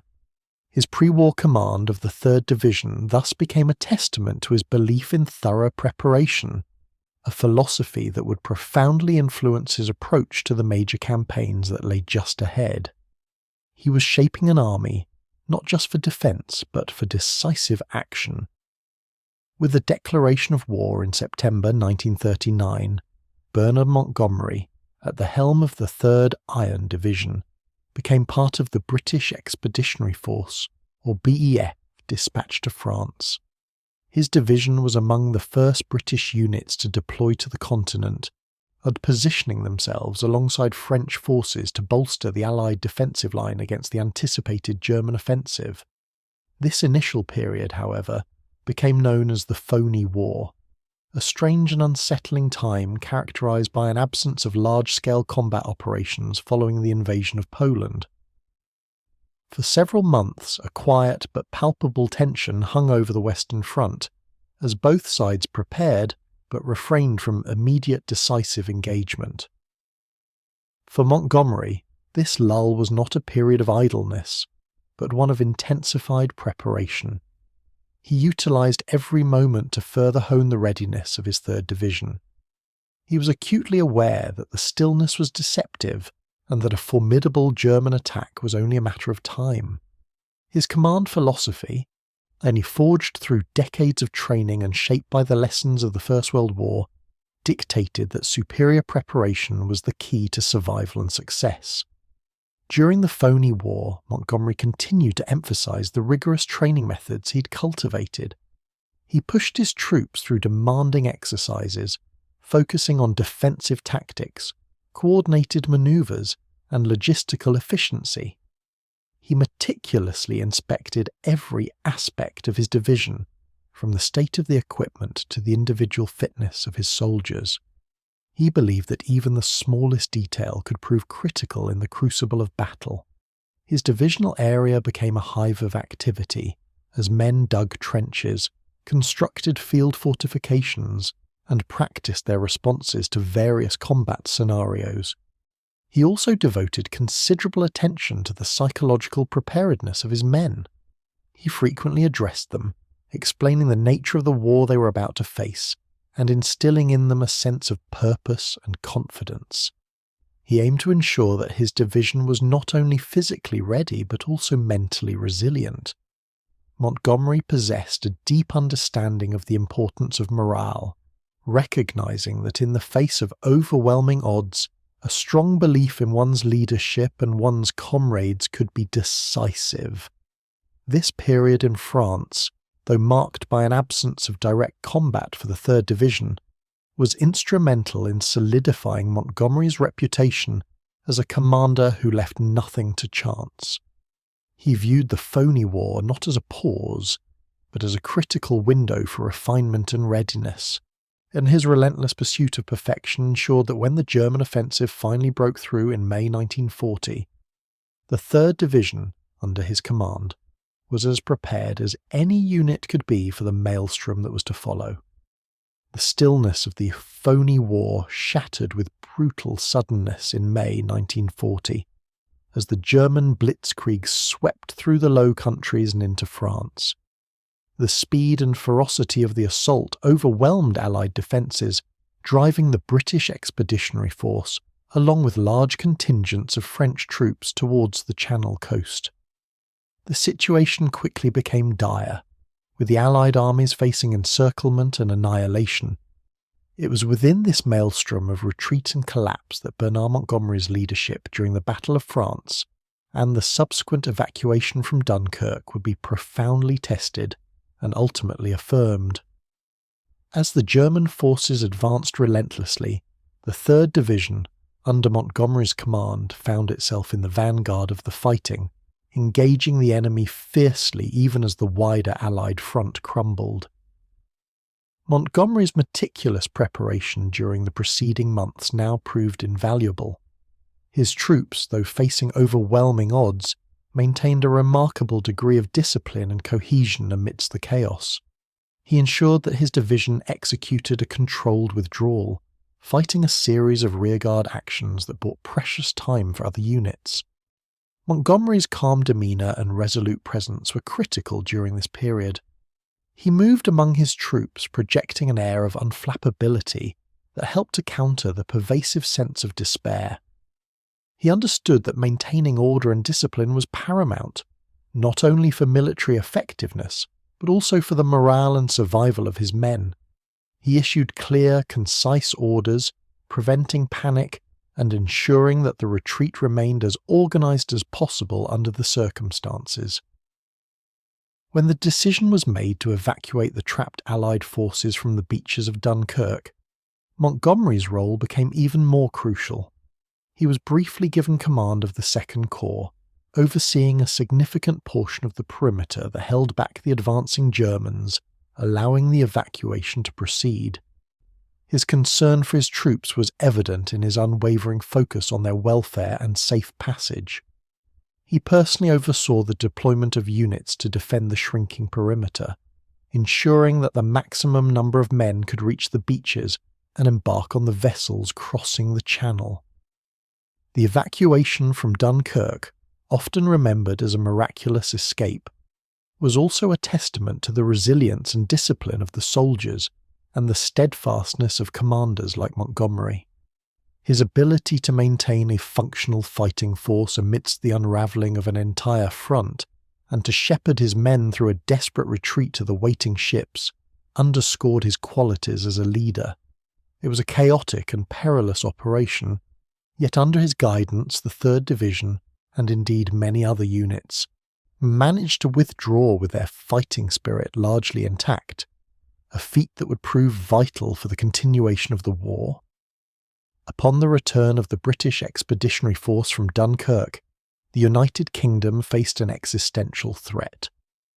A German invasion, codenamed Operation Sea Lion, seemed imminent, and the army, having left much of its equipment on the beaches of France, was in a depleted state. It was at this critical juncture that Bernard Montgomery was tasked with a series of commands designed to bolster Britain's home defences and rebuild its fighting capacity. Initially, Montgomery commanded 5th Corps, then 12th Corps, responsible for significant stretches of the vulnerable southern English coastline. His objective was clear: prepare the troops to repel an invasion. Yet he approached this task with his characteristic intensity and meticulousness, recognising that the army needed not just equipment, but a complete overhaul of its morale and fighting readiness. The experience of Dunkirk, though a successful evacuation, had also been a profound defeat, and the psychological impact on the troops was undeniable. Montgomery immediately set about implementing his rigorous training regimes. He believed firmly in tough, realistic exercises designed to simulate battlefield conditions as closely as possible. He emphasized physical fitness, marksmanship, and unit cohesion. His training was not merely about drilling movements. It was about instilling a mindset of aggression and confidence in the face of the enemy. He knew that the next battle would likely be fought on British soil, and every soldier needed to be prepared to fight with absolute conviction. He focused on practical aspects of defence, such as the construction of anti-tank obstacles, the laying of minefields, and the strategic placement of artillery. However, his primary concern remained the human element. He tirelessly toured his commands, inspecting troops, questioning officers, and personally overseeing training exercises. He demanded high standards from everyone, from the newest recruit to the most senior general, making it clear that mediocrity would not be tolerated. Montgomery understood that effective leadership in home defence required clarity and directness. He simplified orders, ensuring that every soldier understood their role in the overall defensive plan. He instilled a sense of purpose and urgency, reminding his men that they were the last line of defence for their nation. Through his unwavering focus and demanding approach, he began to transform a battered and somewhat disheartened army into a formidable force, ready to confront the anticipated German onslaught. His work during this period laid vital groundwork, not only for the immediate defence of Britain, but also for the subsequent campaigns when the British Army would once again take the offensive. The Desert War in North Africa had, by the summer of 1942, become a theatre of fluctuating fortunes, marked by fierce battles and long, arduous retreats. The British Commonwealth's 8th Army, facing the formidable Afrika Korps under Erwin Rommel, found itself in a deeply precarious position. After the Gazala line's collapse and the fall of Tobruk, morale was low, and the supply lines were stretched. Rommel's forces were advancing rapidly towards Egypt, threatening the vital Suez Canal and the Allied position in the Middle East. A decisive change in leadership was deemed essential to avert a catastrophic defeat.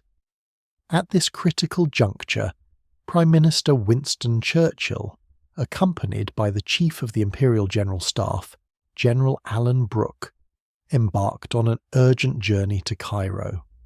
Their mission was to assess the deteriorating situation firsthand and to appoint a new commander capable of revitalising the 8th Army and halting Rommel's advance. The existing command structure was perceived as hesitant and lacking the decisive leadership required to turn the tide. The initial choice for the command of the 8th Army was General William Gott, a well-regarded and experienced desert commander. However, tragedy struck when Gott's aircraft was shot down by German fighters, killing him. This sudden event created an immediate void, intensifying the urgency of finding a replacement. It was then that the focus shifted to Bernard Montgomery. At the time, Montgomery was commanding the Southeastern Command in Britain, diligently preparing his forces for the anticipated German invasion. He had earned a reputation as a demanding, yet highly effective trainer and organizer, known for his clear command style and unwavering resolve. General Brooke, who knew Montgomery well and admired his professional capabilities, strongly recommended him for the North African post. Brooke believed Montgomery possessed the necessary combination of strategic acumen, meticulous planning, and forceful personality to restore order and instill confidence in the Eighth Army. Despite the abruptness of the appointment and the immense pressure of the situation, Montgomery accepted the command without hesitation. He was flown out to Cairo, arriving on August 12, 1942. The situation he inherited was indeed dire. Rommel's forces were pushing hard, and the Eighth Army was positioned along the El Alamein line, the last significant defensive position before Alexandria and the Suez Canal. The need for immediate, decisive action was paramount. Montgomery's arrival marked a turning point, signalling a new, more aggressive approach to the desert campaign. Upon his arrival in the desert, Bernard Montgomery wasted no time in asserting his presence and outlining his vision for the Eighth Army. He understood that beyond the immediate tactical challenges, a profound crisis of confidence afflicted the troops. The long retreats, the constant pressure from Rommel's Africa Corps, and the perception of inconsistent leadership had taken a heavy toll on morale. Montgomery recognized that before any major offensive could be contemplated, the spirit of the fighting men needed to be restored. His initial actions were swift and decisive. He toured the front lines extensively, often appearing in his distinctive beret, speaking directly to soldiers of all ranks. These visits were not merely ceremonial, they were designed to convey a clear message. A new era of leadership had begun. He communicated with a directness that cut through the previous uncertainties. He assured the troops that there would be no more retreats, and stating plainly that the Eighth Army would stand and fight. This unequivocal declaration, delivered with quiet authority, began to instill a sense of purpose and stability that had been sorely lacking. Montgomery's approach to leadership was characterized by an emphasis on clear, concise orders and a disciplined adherence to established plans. He quickly moved to reorganize the command structure, ensuring that his directives would be understood and executed effectively down to the lowest echelons. He insisted on knowing every detail of his army's composition, its strengths, and its weaknesses. This meticulous attention to detail was a hallmark of his command style, reflecting his belief that thorough preparation was the bedrock of success in battle. Furthermore, he introduced a renewed focus on training and readiness. Even amidst the immediate threat, he made it clear that a higher standard of professionalism and discipline would be expected from every unit. This was not about punishment, but about forging a more cohesive and effective fighting force. He emphasized the importance of combined arms tactics, ensuring that infantry, armour and artillery worked in close coordination, a principle he had long advocated. A significant aspect of his reorganization involved simplifying the chain of command and clarifying roles. He ensured that every soldier understood their part in the larger strategic objective. This clarity, combined with his unwavering confidence in the eventual victory, began to permeate the ranks. The previously dispirited soldiers started to perceive a tangible change in the army's trajectory. Montgomery's presence itself became a symbol of renewed hope and determination, a quiet yet powerful force that steadily began to transform the Eighth Army from a retreating force into one ready to confront its adversary. With the Eighth Army's morale steadily rebuilding, Montgomery soon faced his first direct test against Erwin Rommel. The German commander, seeking to deliver a decisive blow before the arrival of substantial Allied reinforcements, launched an offensive in late August 1942. This engagement would become known as the Battle of Alam el Halfa. It was a crucial moment, for Rommel's objective was nothing less than to break through the Allied lines, seize the Suez Canal, and secure the vital oil fields of the Middle East. Montgomery's strategy for Alam el Halfa was characterized by a patient, defensive approach, nay, a stark contrast to some of the more aggressive yet often unsuccessful tactics employed by his predecessors. He understood Rommel's proclivity for rapid, sweeping armoured thrusts and prepared a meticulous defence to counter it. Instead of attempting to meet the German tanks head-on in a mobile engagement across the open desert, Montgomery chose to anchor his main defensive line on a prominent ridge known as Alam el Halfa. This elevated ground offered natural advantages, allowing the British artillery and anti-tank guns to command the surrounding terrain. His plan involved a deliberate positioning of his most powerful armoured units. Rather than committing them to a fluid battle, he ordered them to assume static hull-down positions on the ridge, effectively turning them into well-protected anti-tank strongpoints. The intention was not to engage in a decisive tank battle in the open desert, but to force Rommel's panzers to advance into a prearranged killing zone, where they would be subjected to sustained fire from dug-in British armour and artillery. This innovative use of tanks in a defensive role was a departure from conventional doctrine but perfectly suited to the terrain and the enemy's expected tactics.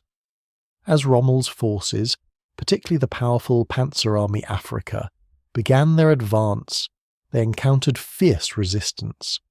The German tanks, expecting to find a more mobile and vulnerable defence, found themselves bogged down and exposed to relentless shelling. The British artillery, operating with excellent coordination and supported by superior intelligence, inflicted significant casualties and disrupted the German formations.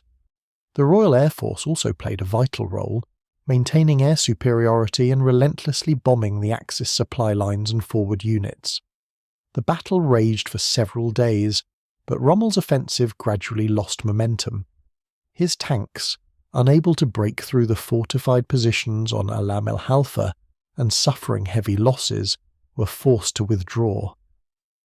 The German fuel situation, always precarious, became critical, further hamstringing their efforts. Montgomery's defensive strategy had successfully blunted Rommel's last major attempt to reach the Nile. Alam el Halfa was not a spectacular offensive victory, but it was a profound strategic triumph. It preserved the Eighth Army, inflicted significant damage on Rommel's forces, and crucially bought Montgomery the time he needed to prepare for his own decisive offensive at El Alamein, in establishing his reputation as commander capable of outthinking and outmanoeuvring his formidable opponent. With Rommel's offensive at Alam el Halfa decisively repelled, the strategic initiative now rested with Montgomery. He had successfully bought time, allowing the Eighth Army to receive vital reinforcements and for his meticulous planning to take full effect.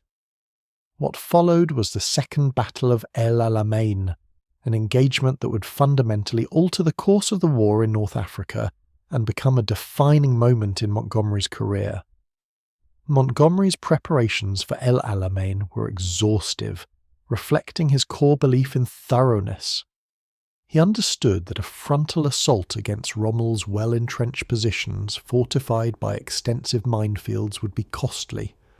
His strategy, or often termed crumbling, aimed not for a swift breakthrough, but for a systematic, attritional destruction of the enemy's defensive capacity.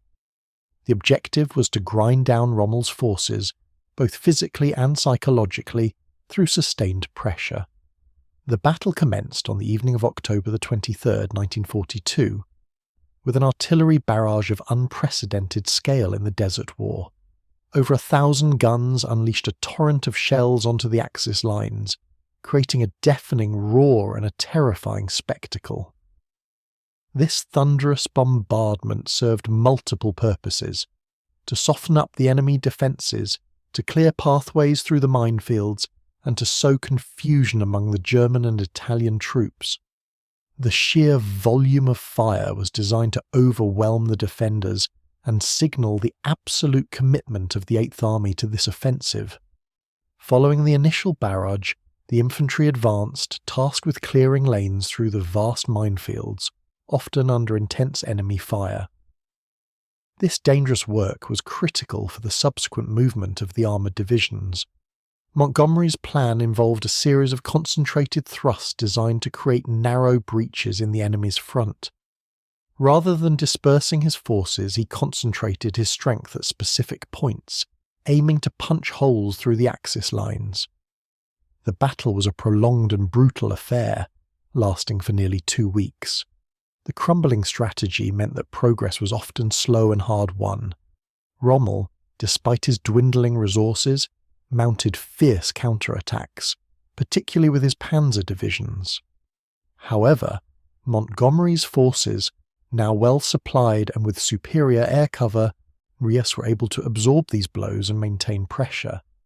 The concentrated attacks, particularly during operations like Supercharge, gradually wore down the Axis resistance. The relentless pressure eventually proved too much for Rommel's depleted forces. On November 4th, with his division shattered and his supply lines collapsing, Rommel ordered a full retreat. The decisive Allied victory at El Alamein marked a crucial turning point. It was the first major land victory for the Western Allies against the Axis powers, ending the threat to Egypt and the Suez Canal. The Eighth Army, under Montgomery's command, had demonstrated its revitalized strength and tactical prowess. This triumph not only secured North Africa, but also provided a much-needed morale boost for the Allied cause, proving that the Axis war machine could be defeated. With the Axis forces in full retreat from El Alamein, the strategic focus of the Eighth Army shifted from direct confrontation to relentless pursuit. The objective now was to prevent Rommel from establishing new defensive lines and to maintain the momentum of the Allied victory. This chase across the vast expanses of North Africa, stretching over many hundreds of miles, presented its own unique set of challenges, demanding sustained logistical effort and unwavering determination. Montgomery's approach to this pursuit was characteristic of his methodical nature. He understood that a disorganized chase could quickly dissipate the gains made at El Alamein. Instead, he sought to maintain constant yet controlled pressure on the retreating Afrika Korps. His forces moved westward, these systematically clearing the desert of scattered enemy units and pressing against any attempt by Rommel to establish a new defensive posture. The logistical demands of such a prolonged pursuit were immense. Supplying an army operating far from its main bases across barren desert terrain required meticulous planning and execution. Fuel, ammunition, water, and food had to be transported over vast distances, often along rudimentary tracks or newly cleared routes. The Royal Engineers worked tirelessly to clear minefields, repair infrastructure, and ensure that the supply lines remained open and efficient. Montgomery placed great emphasis on maintaining the logistical tail of his army, understanding that a stalled advance due to lack of supplies was a lost opportunity. As the Eighth Army pushed into Libya, town after town fell. Tobruk, Benghazi, and Tripoli, once crucial strategic prizes in the seesaw battles of the Desert War, were liberated. Each advance brought the Allies closer to Tunisia, where the ultimate encirclement of the Axis forces in North Africa would eventually occur. However, the retreating Rommel, despite his numerical and material disadvantage, demonstrated his tactical brilliance by conducting a series of skillful delaying actions. He utilized the vastness of the desert, the scarcity of water, and the occasional natural defensive strongpoints to slow the Allied advance, buying precious time for his forces to consolidate and withdraw. Montgomery, while resolute in his pursuit, remained cautious. He avoided rash decisions and sought to minimize casualties, adhering to his principle of fighting only when superiority was assured. He understood that Rommel, even in retreat, remained a formidable opponent capable of inflicting significant damage. Thus, the pursuit was not a headlong dash, but a sustained, calculated effort to keep the enemy off balance, deny them respite, and steadily push them towards their final stand.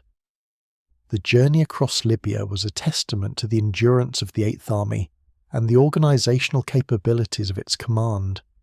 It culminated in the entry into Tunisia, where the Desert Campaign would soon merge with the Allied forces advancing from the west following Operation Torch. The pursuit across North Africa underscored Montgomery's ability not only to win a decisive battle, but also to manage the complex operational demands of a protracted mobile campaign, maintaining continuous pressure on a retreating yet still dangerous adversary. As the Eighth Army pressed westward through Libya, the strategic landscape of North Africa was being reshaped by another significant Allied operation. In November 1942, Operation Torch had seen Anglo-American forces land in Morocco and Algeria, opening a second front against the Axis powers. This simultaneous advance from both east and west was designed to trap Rommel's forces in a strategic pincer movement, culminating in Tunisia. Montgomery's Eighth Army, having traversed the entirety of Libya, eventually reached the Mareth Line in southeastern Tunisia in March 1943. This was a formidable defensive position, originally constructed by the French, which the Axis forces had significantly strengthened. It presented a substantial obstacle to the Eighth Army's continued advance. At the same time, the Allied forces from Operation Torch are now under the command of General Eisenhower and organised into the British First Army and the US Second Corps, were pushing eastward from Algeria.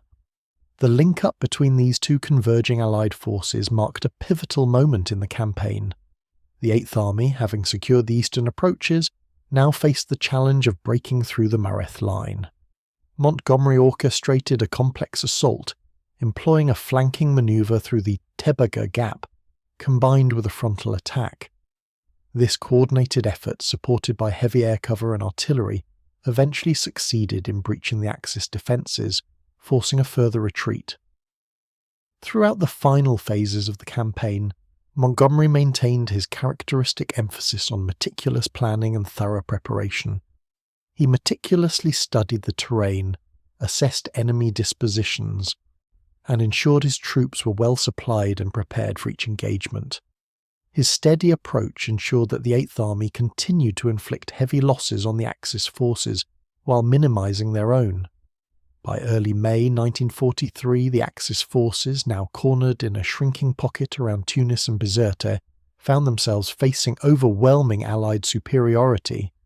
They were encircled, their supply lines almost entirely cut, and their air support severely depleted. The relentless pressure from both the Eighth Army in the east and the First Army in the west proved insurmountable. On May 13, 1943, the remaining Axis forces in North Africa, comprising over 250,000 German and Italian soldiers, formally surrendered. This surrender marked the conclusive end of the North African campaign, a significant victory for the Allies. Montgomery's role in this triumph was substantial. His command of the Eighth Army, from its revitalization at Alam el Halfa, through the decisive victory at El Alamein and the subsequent methodical pursuit across thousands of miles, had been instrumental. The elimination of the Axis presence in North Africa not only secured the vital Suez Canal, but also provided a crucial springboard for the subsequent Allied invasion of Sicily and Italy, fundamentally altering the strategic balance of the war in the Mediterranean theatre. With the successful conclusion of the North African campaign, Allied attention immediately turned to the next logical step in the Mediterranean theatre, the invasion of Sicily, codenamed Operation Husky. This ambitious undertaking aimed to seize the island, thereby opening the sea lanes for Allied shipping, or diverting Axis forces from the Eastern Front and potentially paving the way for an invasion of mainland Italy. The planning for Operation Husky was a complex inter-Allied affair, involving senior British and American commanders. General Dwight D. Eisenhower was appointed Supreme Commander, with General Harold Alexander as his deputy and overall ground forces commander. Air Chief Marshal Arthur Tedder commanded the Allied Air Forces, and Admiral Andrew Cunningham led the naval forces.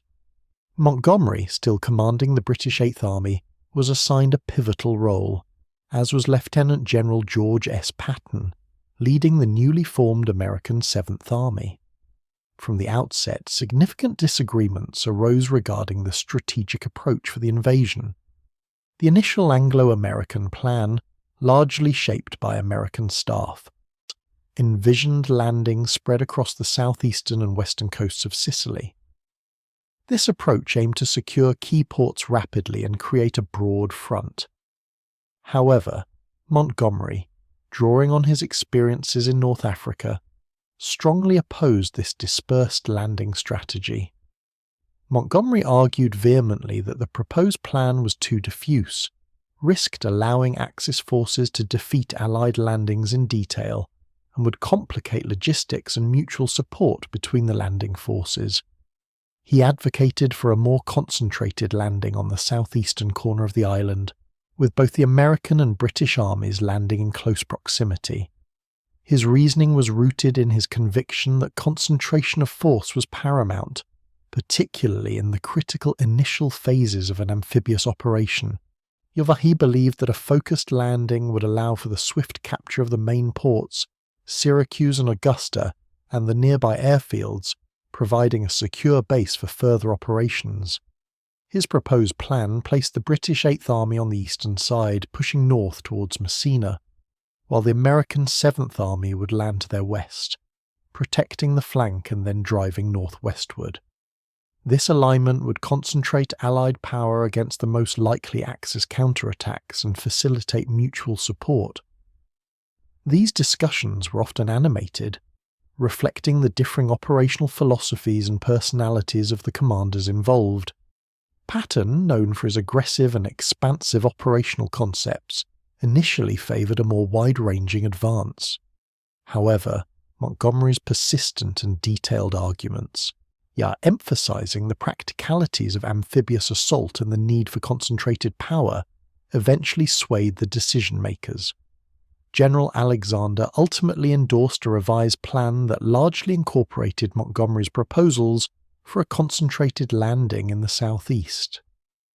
This decision, though born out of initial friction, set the stage for the specific deployment of forces that would characterise the invasion of Sicily, allowing both British and American forces to land in strength and support each other effectively during the crucial opening phase of Operation Husky. On the night of July 9th, 1943, Operation Husky commenced with a massive amphibious assault on the shores of Sicily. Despite challenging weather conditions which initially disrupted some airborne landings, the main seaborne invasions proceeded largely as planned. Montgomery's British Eighth Army landed on the southeastern coast, with its primary objectives being the port city of Syracuse and the airfields in the vicinity. To their west, Patton's American Seventh Army established beachheads along the Gulf of Gila. The initial phase of the invasion was met with varying degrees of resistance. The British forces, after securing Syracuse relatively quickly, began their methodical advance northwards along the eastern coast. Their path was dominated by rugged terrain and strong Axis defensive positions, particularly around Mount Etna, which anchored the main German and Italian defensive lines. Montgomery's approach was, as ever, deliberate and systematic, focusing on maintaining momentum while minimizing casualties through careful planning and overwhelming firepower. As the campaign progressed, a distinct dynamic emerged between the two Allied armies. The initial plan had positioned the British Eighth Army to lead the main thrust towards Messina, the strategic port city at the northeastern tip of Sicily, which served as the primary escape route for Axis forces to mainland Italy. The American Seventh Army was initially tasked with securing the western flank and then moving north to protect the interior. However, once the American forces, this swift movement initiated an unofficial but palpable race to Messina between the two Allied commanders. Patton's forces, encountering terrain that was less heavily fortified than the British sector, were able to make faster progress. His commanders, imbued with their general's competitive spirit, drove their troops hard, often bypassing strong points to maintain the pace of their advance. This contrasted with Montgomery's more cautious, grinding advance through the heavily defended eastern corridor. The race to Messina, while not part of the original strategic design, undeniably spurred both armies forward. It created a sense of urgency and competition that, in some respects, accelerated the overall campaign. Ultimately, American troops were the first to enter Messina on August 17, 1943, bringing the Sicilian campaign to a close. While Montgomery did not achieve the singular capture of Messina, his Eighth Army had borne the brunt of the heaviest Axis resistance, successfully tying down and attriting significant German and Italian forces. The campaign had achieved its primary objectives. Sicily was secured, the Mediterranean sea lanes were reopened, and Mussolini's regime in Italy was severely destabilized, leading to his overthrow before the campaign even concluded. The differing approaches of Montgomery and Patton in Sicily highlighted their distinct command styles and set a precedent for future interactions in the Allied command structure. With Sicily secured, the Allies turned their attention to the Italian mainland. Operation Baytown, the initial crossing of the Strait of Messina, commenced on September 3, 1943, with Montgomery's Eighth Army leading the way. Their objective was to advance northwards through Calabria. Almost immediately, the inherent difficulties of the Italian peninsula became apparent. The terrain was overwhelmingly mountainous, dissected by numerous rivers and valleys, creating a formidable defensive landscape. Roads were scarce and often easily blocked, making rapid mechanized movement exceedingly difficult. Simultaneously, further north, American and British forces executed Operation Avalanche, a larger amphibious landing at Salerno on September 9th. This landing met fierce German resistance, nearly being thrown back into the sea before Allied air and naval superiority, coupled with tenacious ground fighting, secured the beachhead. The intention was for the two Allied armies to link up and then push towards Naples and Rome. Montgomery, accustomed to the more open desert warfare of North Africa, found the Italian campaign profoundly challenging. The relentless succession of natural defensive lines, often exploited with skill by the German forces under Field Marshal Kesselring, meant that every advance was a hard-fought battle of attrition. The Germans, though often outnumbered, utilised the terrain to their advantage, constructing formidable defensive positions that required extensive planning and heavy casualties to overcome. His frustration began to mount as the strategic priorities of the campaign seemed to shift and evolve.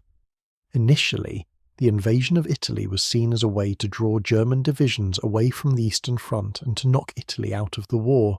However, as the campaign bogged down in the mountains, resources, particularly landing craft and experienced divisions, began to be diverted for the impending invasion of northwest Europe, Operation Overlord. Montgomery argued for a more concentrated, decisive thrust, believing that a piecemeal approach would only prolong the fighting and increase casualties.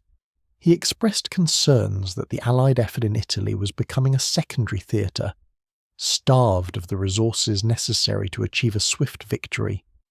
The constant need to punch through successive German defensive lines, such as the Volturno Line, the Barbara Line, and eventually the formidable Gustav Line, tested his patience.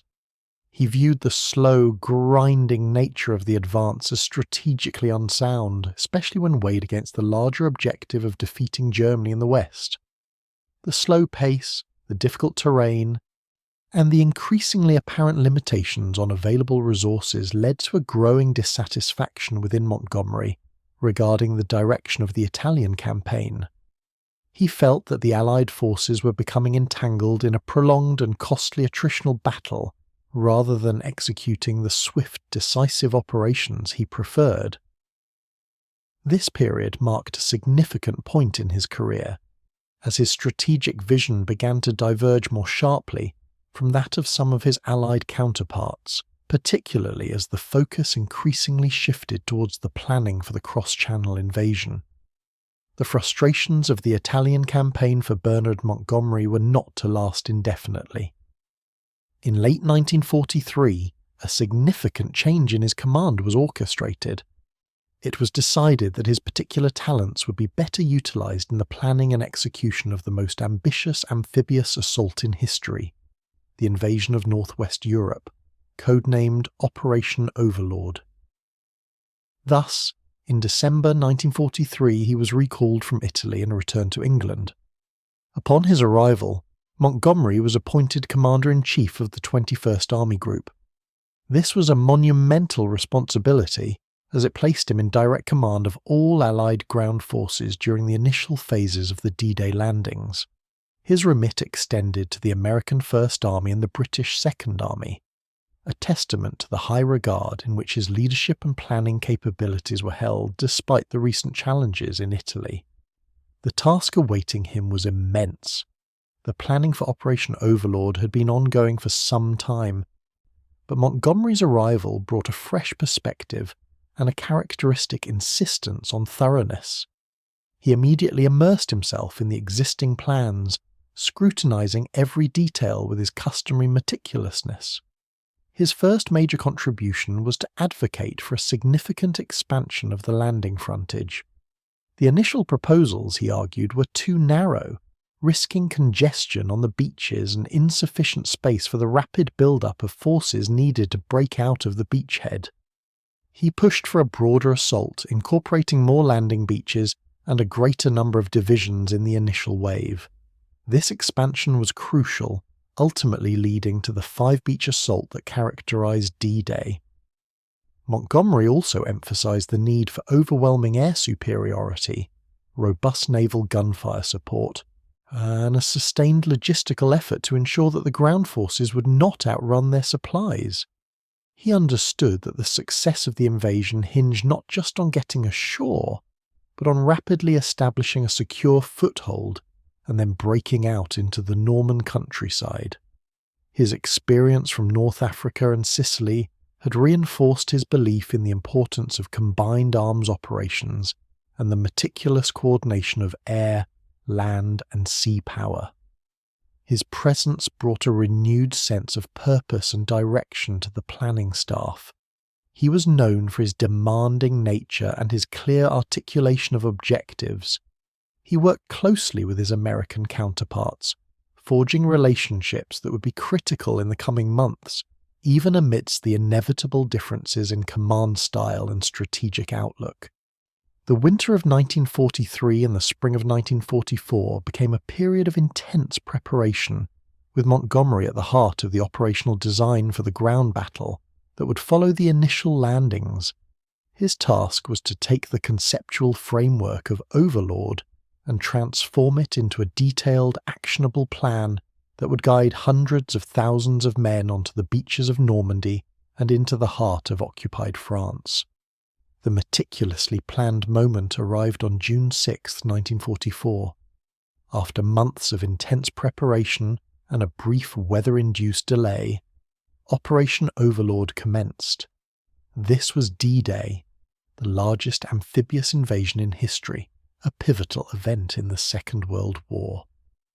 From his command post in England, Bernard Montgomery oversaw the immense undertaking, holding overall command of all Allied ground forces during this critical initial phase. The scale of the operation was truly unprecedented. Across the English Channel, an armada of nearly 7,000 vessels, including warships, landing craft and support ships, transported some 160,000 Allied troops to the beaches of Normandy. Preceding the naval assault, thousands of paratroopers and glider-borne infantry landed behind enemy lines, tasked with securing key bridges, crossroads, and artillery positions, thereby disrupting German defences and creating confusion. Their objective was to pave the way for the forces arriving by sea. At dawn, under the cover of a massive naval bombardment and continuous aerial support, the first waves of infantry hit the 5 designated landing beaches: Utah, Omaha, Gold, Juneau, and Sword, and each beach presented unique challenges, from the fierce German resistance encountered at Omaha Beach by American forces to the more rapid, though still costly advances made by British and Canadian troops on Gold, Juneau, and Sword. The operation unfolded across a broad front, precisely as Montgomery had advocated during the planning stages, providing the necessary space for the massive influx of men and material. Montgomery's role on D-Day itself was one of strategic oversight and firm direction. While the tactical battles were fought by commanders on the ground, his responsibility was to ensure that the initial objectives were met, that the beachheads were secured, and that the crucial link-ups between the various landing zones were achieved.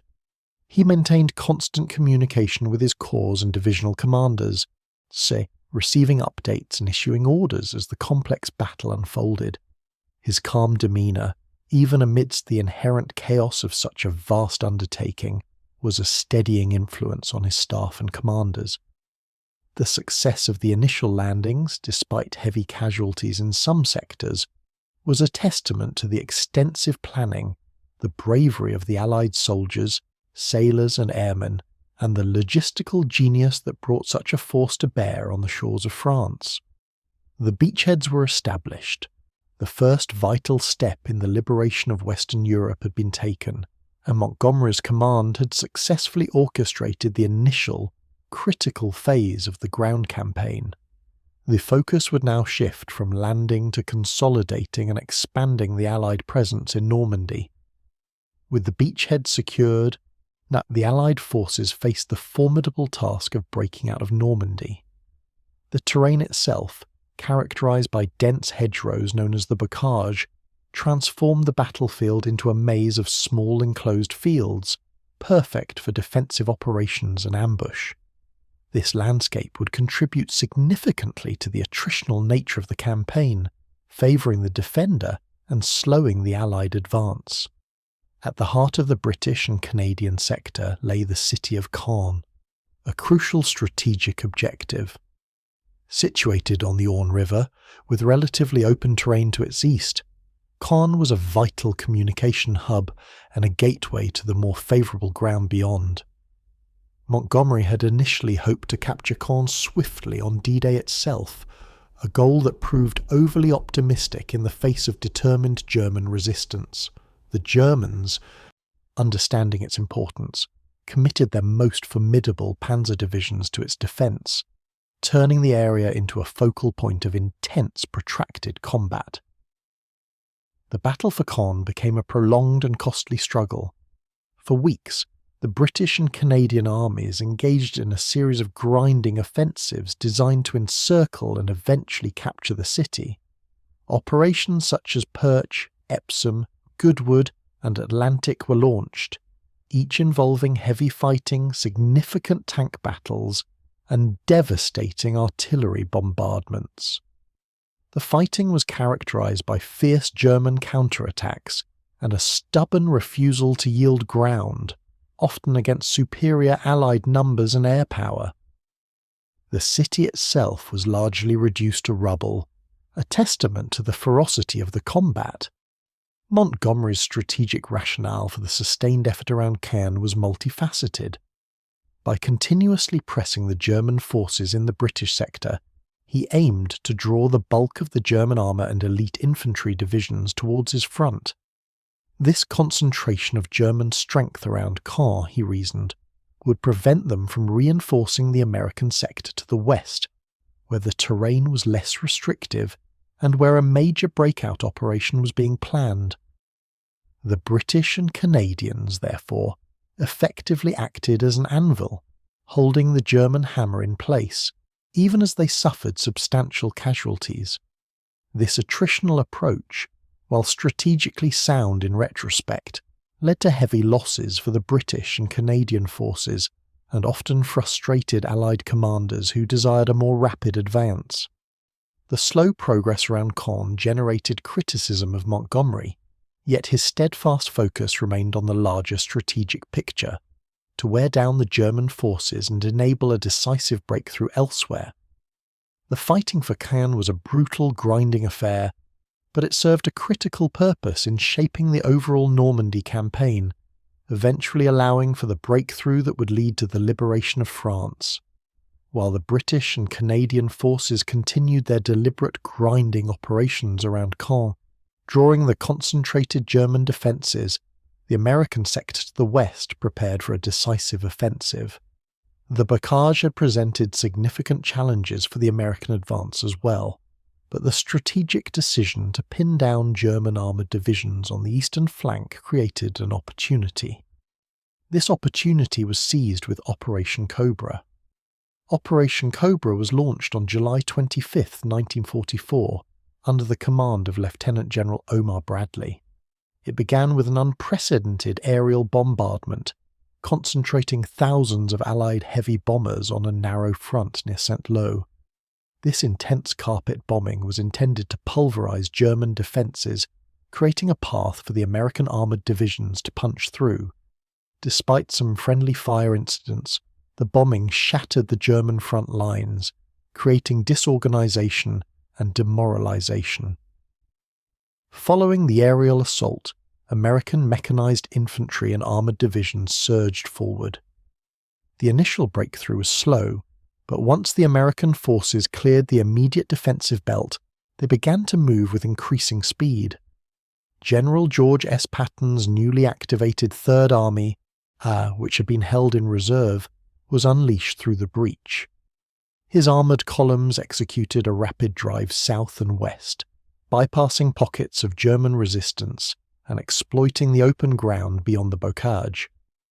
This swift advance marked the true breakout from the Normandy stalemate. As the American forces streamed across the base of the Cotentin Peninsula, Montgomery, as overall ground commander, recognized the opportunity to encircle the German Seventh Army. He orchestrated a grand pincer movement. While the Americans drove south and then east, the British and Canadian forces, having finally secured Caen, launched Operation Totalize and other pushes southwards towards Falaise. The aim was to meet the American advance and trap the bulk of the German forces in a pocket. This manoeuvre led to the formation of the Falaise Pocket, where German forces, caught between the converging Allied armies, found themselves in a desperate situation. Hitler's insistence on holding ground and launching ill-fated counterattacks, particularly Operation Lüttich, only worsened their predicament. The Allied pincers began to close, with Canadian forces pressing from the north and Poles from the east, while the Americans and French moved from the south and west. The Falaise Pocket became a scene of immense destruction and chaos. Thousands of German soldiers, tanks and vehicles were trapped and subjected to relentless Allied air and artillery attacks as they desperately tried to escape through the narrowing gap. While a significant number of German troops managed to flee, they left behind vast quantities of equipment and suffered catastrophic losses in men. The Falaise Pocket effectively destroyed the German Seventh Army as a coherent fighting force in Normandy. Montgomery's strategic vision, in pinning the Germans at Caen while facilitating the American breakout, had culminated in a decisive victory that paved the way for the rapid Allied advance across France. With the German Seventh Army largely destroyed in the Falaise Pocket, the path through France lay open.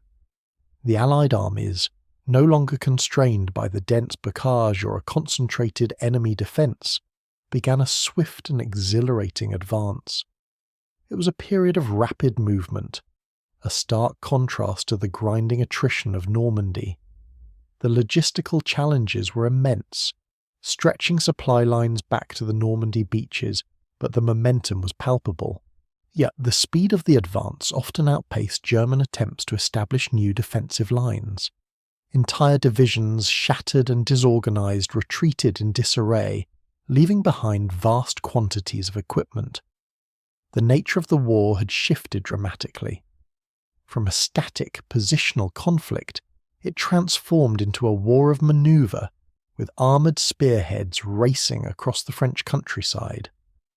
One of the most symbolic moments of this period was the liberation of Paris. While the Allied High Command initially considered bypassing the city to maintain momentum towards Germany, the French resistance within Paris rose up against the German occupation. General Charles de Gaulle, recognizing the profound political and psychological importance of the capital, pressed for its immediate liberation. On August 25, 1944, the French 2nd Armoured Division, under General Leclerc, entered Paris, followed closely by American forces. The liberation was met with ecstatic celebrations by the Parisian population, a powerful symbol of freedom returning to Western Europe. As the armies moved eastward, the British and Canadian forces, forming the northern wing of the Allied advance, swept through northern France and into Belgium. Their objective was the strategic port of Antwerp, a vital gateway for future supplies. On September 3, 1944, British armoured units under General Brian Horrocks entered Brussels, liberating the Belgian capital to scenes of similar jubilation. The speed of this advance was remarkable, covering hundreds of miles in a matter of weeks. The Allied armies were now operating on a broad front stretching from the Swiss border to the North Sea. Montgomery, still commanding the 21st Army Group, found himself at the northernmost flank, pushing towards the Low Countries and the industrial heartland of Germany. The American forces under Bradley formed the centre, while Patton's Third Army swung through eastern France, driving towards the German border. This period of rapid advance, though exhilarating, also brought new complexities. The unified command structure, which had worked effectively during the initial phases of the invasion, began to face strains as the armies spread out. Logistical issues became paramount, and the question of how best to continue the offensive into Germany became a subject of intense discussion among the Allied leaders. The swift pursuit had been a triumph, but the next phase of the war would prove to be even more challenging. War with the Allied armies now stretching across a vast front, the question of how to deliver a decisive blow to Germany became paramount. Montgomery, ever keen to maintain the offensive, proposed an audacious plan in September 1944. This was Operation Market Garden, a bold gamble designed to bypass the Siegfried Line, seize a series of critical bridges over the Rhine and its tributaries in the Netherlands, and open a direct route into the industrial heartland of Germany. The plan was ambitious, combining the largest airborne operation in history with a rapid ground advance. Market involved 3 Allied airborne divisions, the American 101st and 82nd, and the British 1st Airborne, tasked with seizing key bridges at Eindhoven, Nijmegen and Arnhem. Garden was the ground component, spearheaded by the British 33rd Corps, which would push rapidly north along a single highway, linking up with the airborne forces and securing the captured bridges. The ultimate objective was the bridge at Arnhem over the Lower Rhine, the furthest and most crucial crossing, which, if secured, would allow the Allies to outflank German defences and potentially end the war by Christmas. The operation commenced on September 17, 1944. Initially, elements of Market Garden saw success. The American Airborne Division secured their objectives at Eindhoven and Nijmegen with considerable effort, though not without fierce German resistance. However, the plan began to unravel at Arnhem. The British 1st Airborne Division, facing unexpected concentrations of German SS Panzer divisions in the area, units that had been recovering from the fighting in France, encountered formidable opposition almost immediately upon landing. Poor weather conditions further hampered the operation, delaying vital resupply drops and preventing close air support. The ground advance of XXX Corps, intended to be swift, was slowed by determined German counterattacks and the narrowness of the single road, creating a congested bottleneck. The corridor became a deadly gauntlet. Despite valiant efforts, particularly by a small force that managed to reach the Arnhem Bridge, the British paratroopers at Arnhem found themselves isolated and severely outnumbered. For days they fought desperately against overwhelming odds, suffering horrific casualties. After 9 days of brutal fighting, with no realistic prospect of relief, the remnants of the British 1st Airborne Division were ordered to withdraw. Of the approximately 10,000 men who went into Arnhem, fewer than 2,000 escaped. Operation Market Garden had failed to achieve its primary objective. The bridge too far at Arnhem remained in German hands, and the war would continue well into the next year. The failure of Market Garden was a significant setback for the Allies and a blow to Montgomery's reputation. Critics pointed to the inherent risks of the plan, the intelligence failures regarding German strength in the Arnhem area, and the logistical difficulties of the single road advance. Lessons were learned about the limitations of airborne operations and the enduring resilience of German forces, even after their defeats in France. The ambition had been grand, but the execution had fallen short, illustrating that even the most audacious plans could be undone by unforeseen circumstances and determined opposition. Following the disappointment of Operation Market Garden, the Allied logistical situation remained precarious. The rapid advance across France and Belgium had outrun the capacity of the supply lines originating from the Normandy beaches. Major ports closer to the front lines were desperately needed. Antwerp, a large and modern port in Belgium, had been captured almost intact by the British 11th Armoured Division in early September 1944. However, merely capturing the city was insufficient. The port itself lay some 80 kilometres inland along the Scheldt estuary, a winding waterway flanked by German-held territory. Until the estuary was cleared of German defences, the port of Antwerp remained unusable for Allied shipping. This vital but arduous task fell primarily to the 1st Canadian Army, under the overall command of Bernard Montgomery's 21st Army Group. The Battle of the Scheldt, which commenced in early October 1944, was a gruelling and often overlooked campaign, fought across a challenging landscape of polders, dikes, and flooded fields. The Germans, understanding the immense strategic value of denying the Allies a major port, had established formidable defences along both banks of the estuary, particularly on the Beveland Peninsula and Walcheren Island. These areas were heavily fortified, with bunkers, artillery positions, and extensive minefields. The Canadian forces, supported by British, Polish, and other Allied units, faced a series of complex and costly assaults.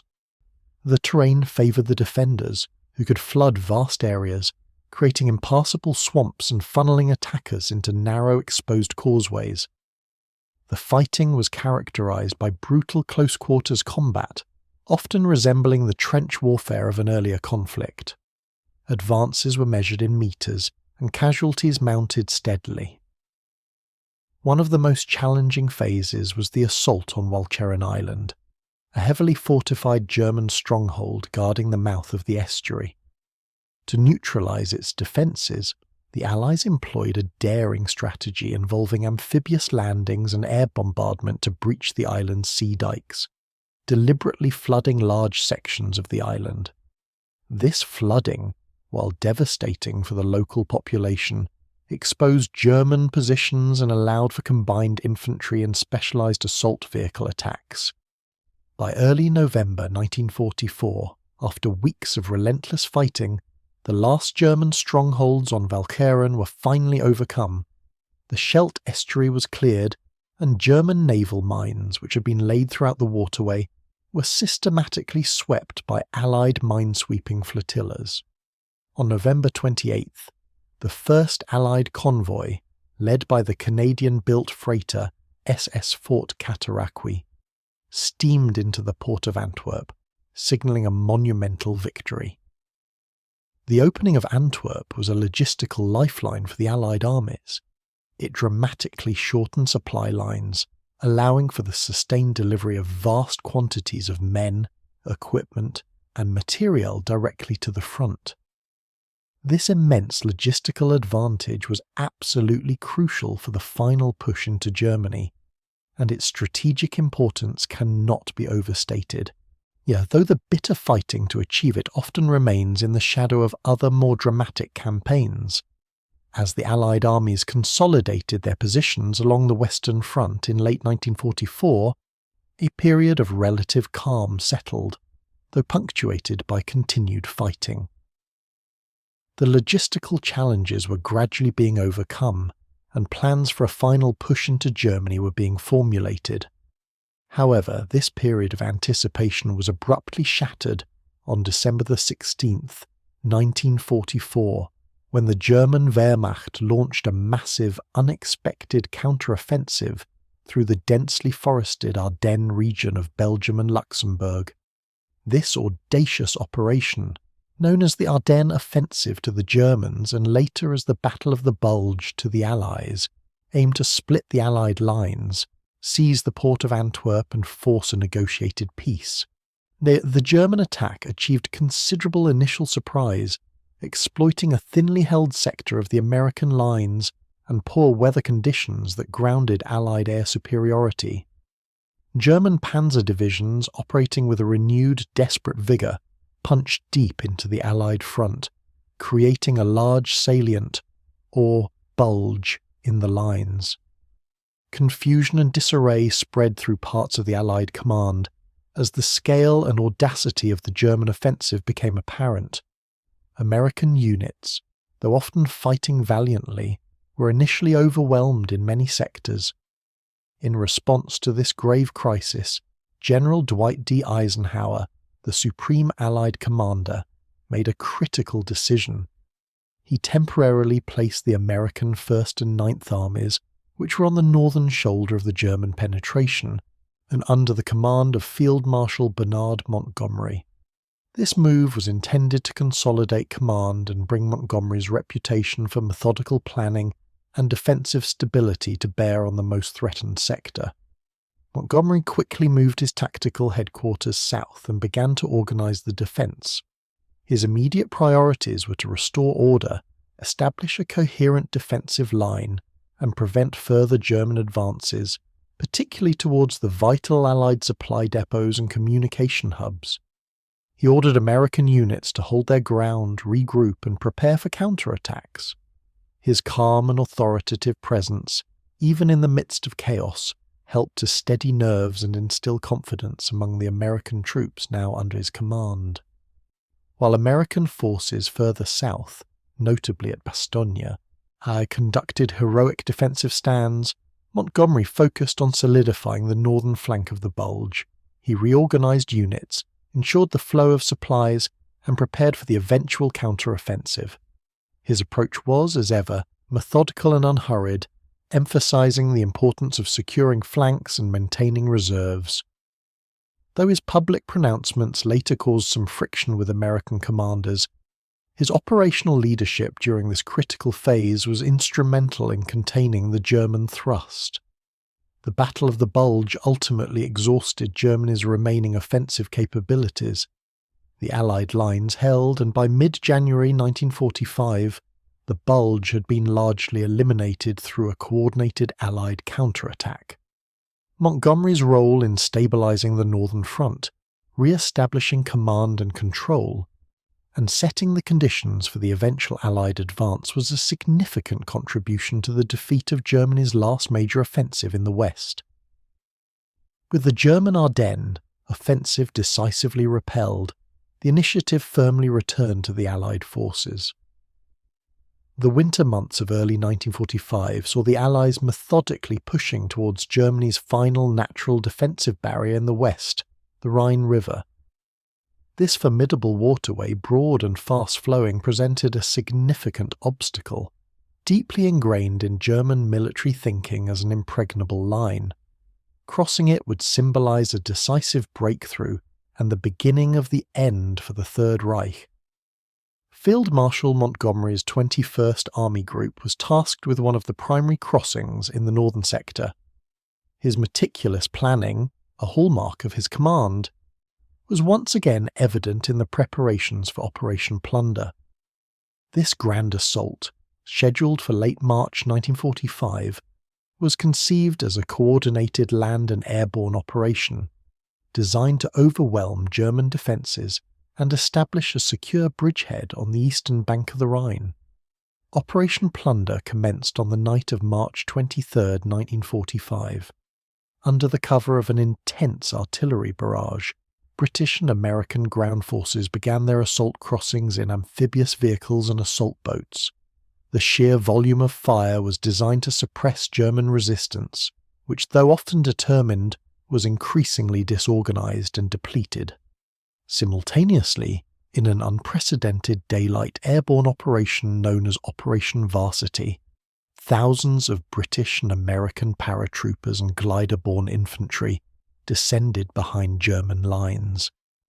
This airborne assault, observed by Montgomery himself, aimed to secure key objectives, disrupt enemy communications, and support the ground forces by seizing vital terrain and preventing German counterattacks against the river crossing points. The coordinated nature of the assault, with ground and airborne forces striking almost simultaneously, proved overwhelming for the Germans.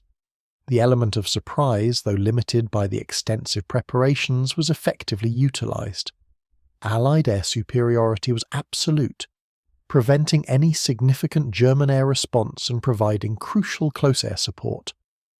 Within days, strong bridgeheads were established across the Rhine, and the German defences in the region began to crumble under the relentless pressure. Once across the Rhine, the Allied armies embarked on their final push into the heart of Germany. The remaining German resistance, though sometimes fierce, was increasingly fragmented. The sheer numerical and material superiority of the Allies was now undeniable. Divisions advanced rapidly, often encountering little more than scattered pockets of resistance, elderly Volkssturm units, or demoralised regular army soldiers. The landscape of Western Germany opened up, allowing for swift, sweeping movements. Montgomery's 21st Army Group drove northeast, aiming towards the North German Plain, the industrial Ruhr region, and eventually towards the Baltic Sea. The objective was to link up with Soviet forces advancing from the east and to secure key areas of northern Germany. The pace of the advance was relentless, reflecting the dwindling German capacity to defend their homeland. Cities and towns fell quickly, and the final defeat of Nazi Germany became an increasingly inevitable prospect. As April 1945 drew to a close, the final remnants of German resistance were collapsing across Europe. Berlin itself was under siege by Soviet forces, and Adolf Hitler's regime was confined to a bunker beneath the city, its demise imminent. From the west, the Allied armies, including Montgomery's 21st Army Group, continued their relentless advance, meeting increasing numbers of surrendering German troops. The war, a conflict that had consumed the continent for nearly 6 years, was reaching its inevitable conclusion. The situation became increasingly desperate for the German High Command. With the Reich in ruins and its leader dead by suicide on April 30th, the remaining military and political authorities sought to negotiate terms. Their primary concern was often to surrender to Western Allied forces rather than to the Soviets, hoping for more lenient treatment. This desire led to a series of localized surrenders, preceding a formal, comprehensive capitulation. One of the most significant of these surrenders occurred on May 4, 1945. Field Marshal Bernard Montgomery, whose forces had driven deep into northern Germany, established his tactical headquarters on Lüneburg Heath, a wide expanse of open land south of Hamburg. It was here, amidst the quietude of the heath, that a delegation of senior German officers arrived to negotiate a surrender. The German delegation was led by Admiral Hans-Georg von Friedeberg, who represented Grand Admiral Karl Dönitz, and Hitler's designated successor and the head of the Flensburg government. The German officers faced Montgomery across a simple table, set up in a tent. The atmosphere was solemn, marked by the gravity of the moment. Montgomery, ever composed, laid out the terms for the unconditional surrender of all German forces in the Netherlands, northwest Germany and Denmark. There was no room for negotiation. The terms were clear and final. At 6:30 p.m. on May 4th, 1945, the German delegation signed the instrument of surrender. This act formally brought an end to hostilities for millions of German soldiers and the Allied forces facing them in the specified regions. It was a profoundly symbolic moment, representing the culmination of years of arduous campaigning and immense sacrifice. For Montgomery, it was a quiet, authoritative triumph, a fitting end to his command of the 21st Army Group in the European theatre. The signing on Lüneburg Heath was a precursor to the broader, unconditional surrender of all German armed forces. This general surrender would take place at Reims, France on May 7th, and then be ratified in Berlin on May 8th, officially marking Victory in Europe Day, or VE Day. The scene on Lüneburg Heath, however, remains a powerful image of the war's end, with Montgomery at the centre of a pivotal moment in the cessation of hostilities. The guns fell silent across Europe, bringing a profound, if fragile, peace. With the cessation of hostilities in Europe, the immediate and immense task of establishing order and beginning reconstruction in the defeated nations commenced. Following the German surrender, Field Marshal Montgomery transitioned from wartime commander to an administrator of occupied territory. He was appointed as the military governor of the British zone of occupation in Germany, a role that brought with it a different set of challenges than those encountered on the battlefield. The British zone encompassed a significant portion of northwest Germany, including major industrial areas and densely populated cities, many of which lay in ruins. Montgomery's responsibilities were vast, ranging from humanitarian aid and the re-establishment of basic services to the complex process of denazification and the rebuilding of civil administration. It was a period requiring not only organisational skill, but also a degree of political acumen. Montgomery approached this new role with his characteristic thoroughness and attention to detail. He focused on restoring essential infrastructure, such as transportation networks and utilities, which were vital for the survival of the civilian population. Food distribution, housing, and public health were immediate priorities in a landscape devastated by war. He also oversaw the initial steps in reconstituting local German governance, albeit under strict Allied supervision, and began the intricate process of identifying and removing former Nazi party members from positions of influence. His tenure as military governor was not without its difficulties. The sheer scale of the destruction, coupled with the immense human suffering and the differing policies among the Allied powers, presented a formidable environment. However, Montgomery applied himself to these tasks with the same determination he had shown in planning military campaigns, striving to bring stability to the British sector. In June 1946, after just over a year in Germany, Montgomery's service in this demanding administrative capacity concluded. His next appointment saw him return to a more traditional military leadership role, though one still focused on the future structure and readiness of the British Army. He was appointed Chief of the Imperial General Staff, or CIGS, the professional head of the British Army. This prestigious position placed Montgomery at the helm of post-war military planning and reorganisation. The British Army, like the nation itself, faced significant adjustments. Demobilisation was underway, and the forces needed to be adapted for a new geopolitical landscape, one shaped by the Cold War and the decline of the British Empire. Montgomery's experience in both command and administration made him a suitable choice for navigating these complex transitions. He focused on maintaining military readiness, modernizing equipment, and developing training doctrines that reflected the lessons learned from the recent global conflict. His time as CIGS was dedicated to shaping the British Army for a new era, ensuring its effectiveness in a world irrevocably changed by the war he had helped to win. As the Chief of the Imperial General Staff, Field Marshal Montgomery found himself increasingly involved in discussions that extended beyond purely military strategy into the realm of national and international policy. This period marked a subtle but significant shift in his public role, moving him closer to the political sphere where his forthright opinions and unvarnished assessments sometimes created friction. Montgomery had always possessed a strong belief in the importance of clear, decisive leadership and a pragmatic approach to problem solving. While these qualities had served him well in wartime command, they did not always translate smoothly into the more nuanced and often compromising world of post-war politics. His relationships with various political leaders, both within Britain and among its allies, could be strained. He was not one to shy away from expressing his views directly, even when those views diverged from prevailing political sentiment or the opinions of his superiors. One area where his outspokenness became particularly notable was in his assessments of military policy and the future structure of defence.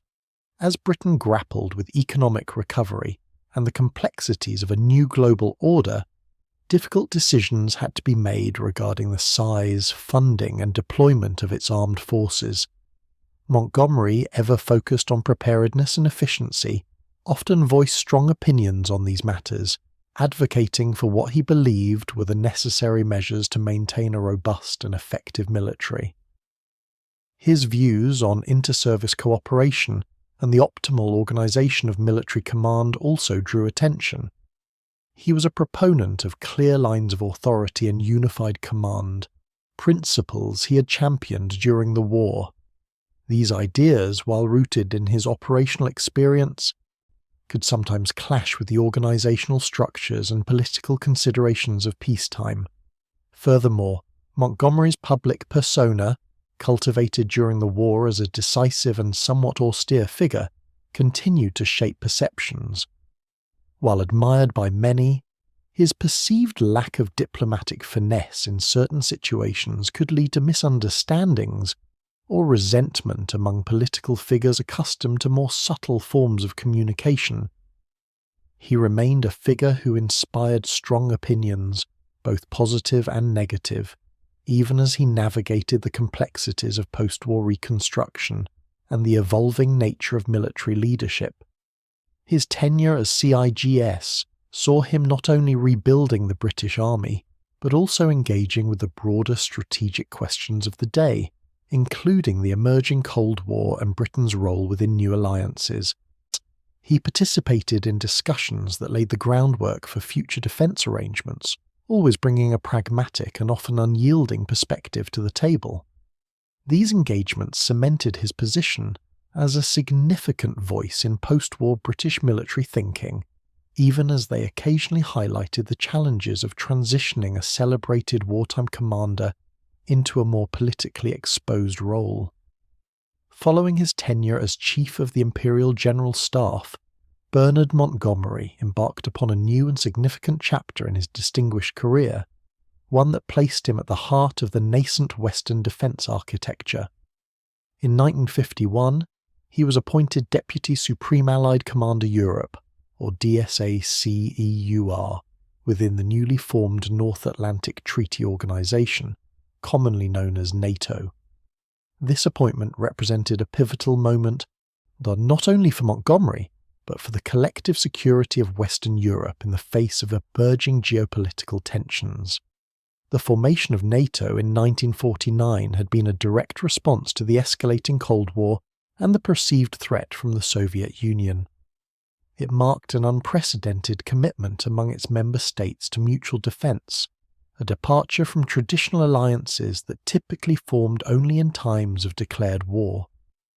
The organisation aimed to integrate the military forces of its members under a unified command structure, a monumental undertaking that required careful planning, diplomacy, and the overcoming of nationalistic sentiments. As DSCA-CE, Montgomery served under the first Supreme Allied Commander Europe, General Dwight D. Eisenhower, with whom he had shared a complex working relationship during World War II. Their post-war collaboration within NATO, however, presented a different set of challenges. The primary task was to develop a credible deterrent against potential Soviet aggression and to formulate robust defence plans for the European continent. This involved harmonising the doctrines, equipment and training of forces from numerous nations, each with its own military traditions and priorities. The challenges of Cold War military planning were immense. The sheer scale of potential conflict, the ideological divide and the looming shadow of nuclear weapons introduced complexities that were fundamentally different from those of the recent World War. Montgomery, with his characteristic attention to detail and insistence on practical, achievable objectives, played a crucial role in these formative years. He focused on the operational readiness of ground forces, the establishment of effective command and control systems, and the logistics necessary to sustain a large-scale defensive effort. His experience in coalition warfare, honed through campaigns in North Africa and Northwest Europe, proved invaluable. While his direct and sometimes blunt communication style could still generate friction, his deep understanding of military strategy and his unwavering commitment to the defence of Western Europe were widely acknowledged. He travelled extensively, inspecting units, engaging with national military leaders, and tirelessly advocating for the strengthening of NATO's collective defence capabilities, thus helping to lay the foundational military structures of the alliance during a period of profound global uncertainty. During his extensive tenure as Deputy Supreme Allied Commander Europe, Bernard Montgomery applied his formidable organisational skills and strategic acumen to the foundational challenges of NATO. His contributions were particularly marked by a relentless emphasis on establishing common standards across the disparate national forces, understanding that true interoperability was essential for effective defence. He tirelessly advocated for standardised training methodologies, ensuring that soldiers from various member nations could operate together seamlessly, sharing a common understanding of tactics and procedures. This often involved overcoming significant cultural and linguistic barriers, a task he approached with his characteristic directness and persistence. Beyond training, Montgomery championed the creation of integrated command structures. He understood that a fragmented chain of command would be fatally slow in a rapidly evolving conflict scenario. His vision involved a clear hierarchy that could direct multinational forces with precision and speed, transcending national loyalties in the interest of collective security. He worked closely with other senior officers from across the alliance, fostering an environment where joint planning and decision-making could flourish, even when individual nations held differing views on specific operational details. His experience in forming cohesive multinational armies during the Second World War provided a practical blueprint for these efforts. Montgomery's strategic vision for Western defence against the Soviet threat was rooted in his pragmatic understanding of ground warfare and logistical realities. He believed in a forward defence, designed to hold any potential Soviet advance as far east as possible rather than conceding territory. This approach necessitated a robust and well-equipped conventional force, capable of engaging a numerically superior adversary. He stressed the importance of readiness, regular exercises, and the continuous improvement of defensive fortifications and infrastructure across the European theatre. He foresaw the critical role of conventional forces, even in an era increasingly dominated by the spectre of nuclear weapons. While acknowledging the ultimate deterrent, Montgomery maintained that a strong conventional defence was essential to prevent a localised conflict from escalating and to provide political leaders with options short of nuclear retaliation. He often articulated the need for a shield of conventional forces to protect the sword of nuclear deterrence.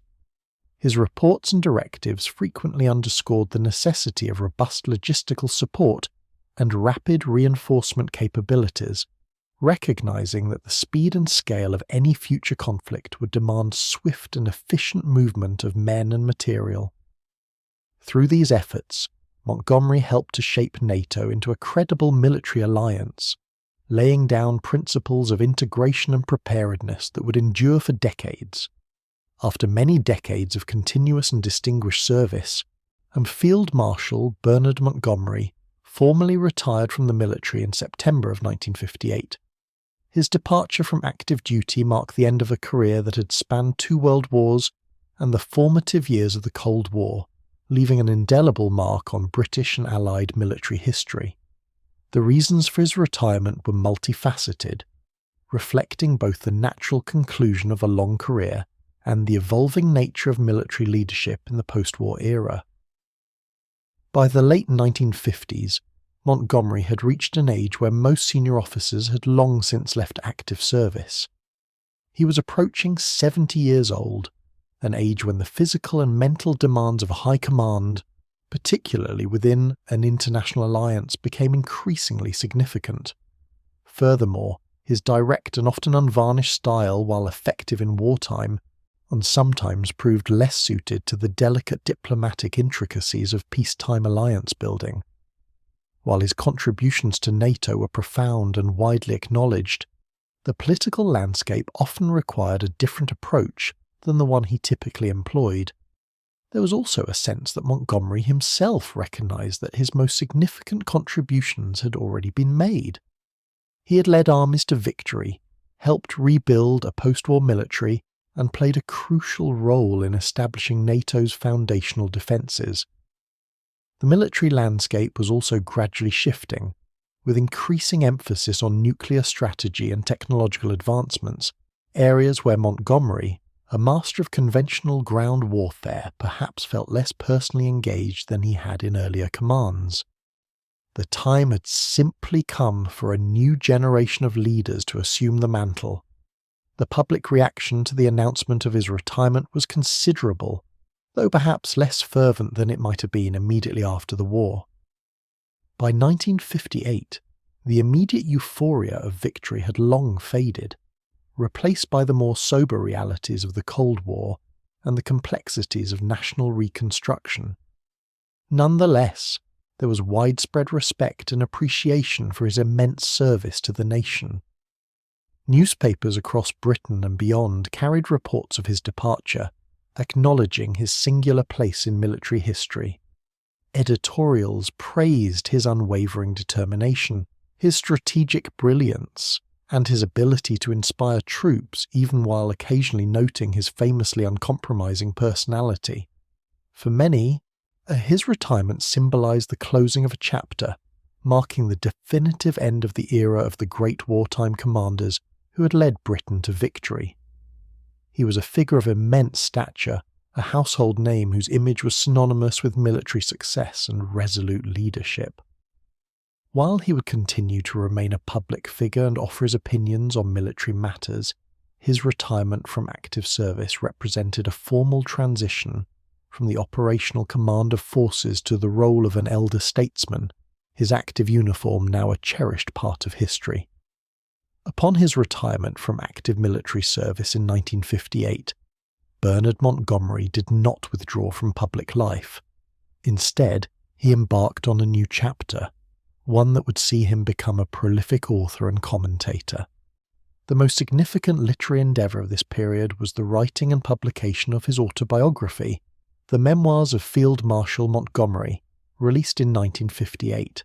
This substantial volume offered his personal account of his remarkable career, from his early days as junior officer to his triumphs in North Africa and Northwest Europe, and his later roles in post-war reconstruction and NATO. The memoirs were eagerly anticipated and quickly became a bestseller. For the public, it offered a rare glimpse into the mind of a man who had shaped the course of the Second World War. Montgomery presented his narrative with characteristic confidence and conviction, detailing his strategies, his relationships with other Allied leaders, and his often critical assessments of various decisions and personalities. For he did not shy away from expressing strong opinions, frequently positioning himself as the discerning strategist, who often had to correct the misguided approaches of others. The impact of the memoirs was immediate and far-reaching, but it also generated considerable controversy. Montgomery's forthright criticisms of fellow Allied commanders, particularly some prominent American generals, sparked indignant reactions and a prolonged public debate. He was accused of self-aggrandizement and of distorting historical events to enhance his own reputation. Figures such as General Omar Bradley publicly refuted Montgomery's interpretations, leading to a transatlantic exchange of sharp remarks that captured headlines and fueled discussions among historians and the general populace for years. Despite the controversies, or perhaps partly because of them, the memoirs solidified Montgomery's public persona as an unyielding, somewhat prickly, but undeniably brilliant military mind. He remained a prominent figure, often appearing in the media, giving lectures, and continuing to offer his views on military strategy and international affairs. His distinctive profile, with its sharp features and unwavering gaze, remained instantly recognizable. He cultivated an image of the straightforward soldier, unafraid to speak his mind, even if it meant challenging established narratives or discomforting powerful individuals. This continued presence in public life ensured that Monty remained a subject of fascination and discussion. He became a living historical figure, actively participating in the remembrance and interpretation of the very events he had so profoundly influenced. His memoirs, while provoking dispute, also served as a primary source, albeit a highly subjective one, for understanding the complexities of high command during a pivotal period in the 20th century. He continued to shape perceptions, both of himself and of the great conflicts in which he'd played such a decisive role.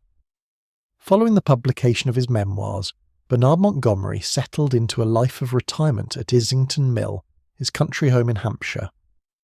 While officially retired from military duties, his interest in strategic affairs and the well-being of the armed forces remained undiminished. He continued to observe global events with a keen eye, often offering his perspectives on contemporary military challenges and geopolitical developments. His home became a place where he would receive visitors, ranging from former comrades-in-arms to aspiring young officers and historians seeking his insights. He remained an active participant in commemorative events and regimental gatherings, maintaining strong ties with the units he'd commanded and the soldiers with whom he had served.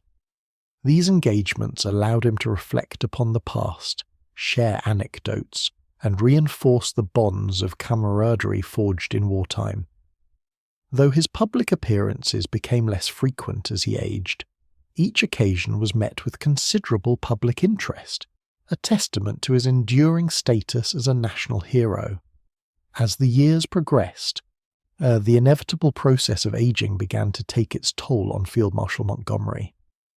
The vitality that had characterized his command style and his post-retirement literary pursuits gradually diminished. His health began a slow and steady decline, a common experience for individuals reaching advanced age. The physical demands of his earlier life, coupled with the natural progression of time, led to a reduction in his mobility and overall stamina. While his mind remained sharp for a considerable period, his body became increasingly frail, The relentless energy that had driven him through 2 world wars and the complexities of post-war reconstruction eventually gave way to the quietude of old age. He spent more time at Islington Mill, surrounded by his books and the tranquillity of the English countryside. The once indefatigable commander is unknown for his rigorous physical fitness and ascetic lifestyle, found himself increasingly reliant on the care of others. The private struggle with declining health marked a quiet contrast to the public controversies and spirited debates of his earlier retirement. The man who had once stood before vast armies, directing their movements with precision, now faced the more personal battle against the limitations imposed by time. These later years were characterized by a gradual withdrawal from the public eye as the physical challenges became more pronounced. Yet, even in this quieter phase, his legacy continued to resonate, and his past achievements remained a significant part of British national memory.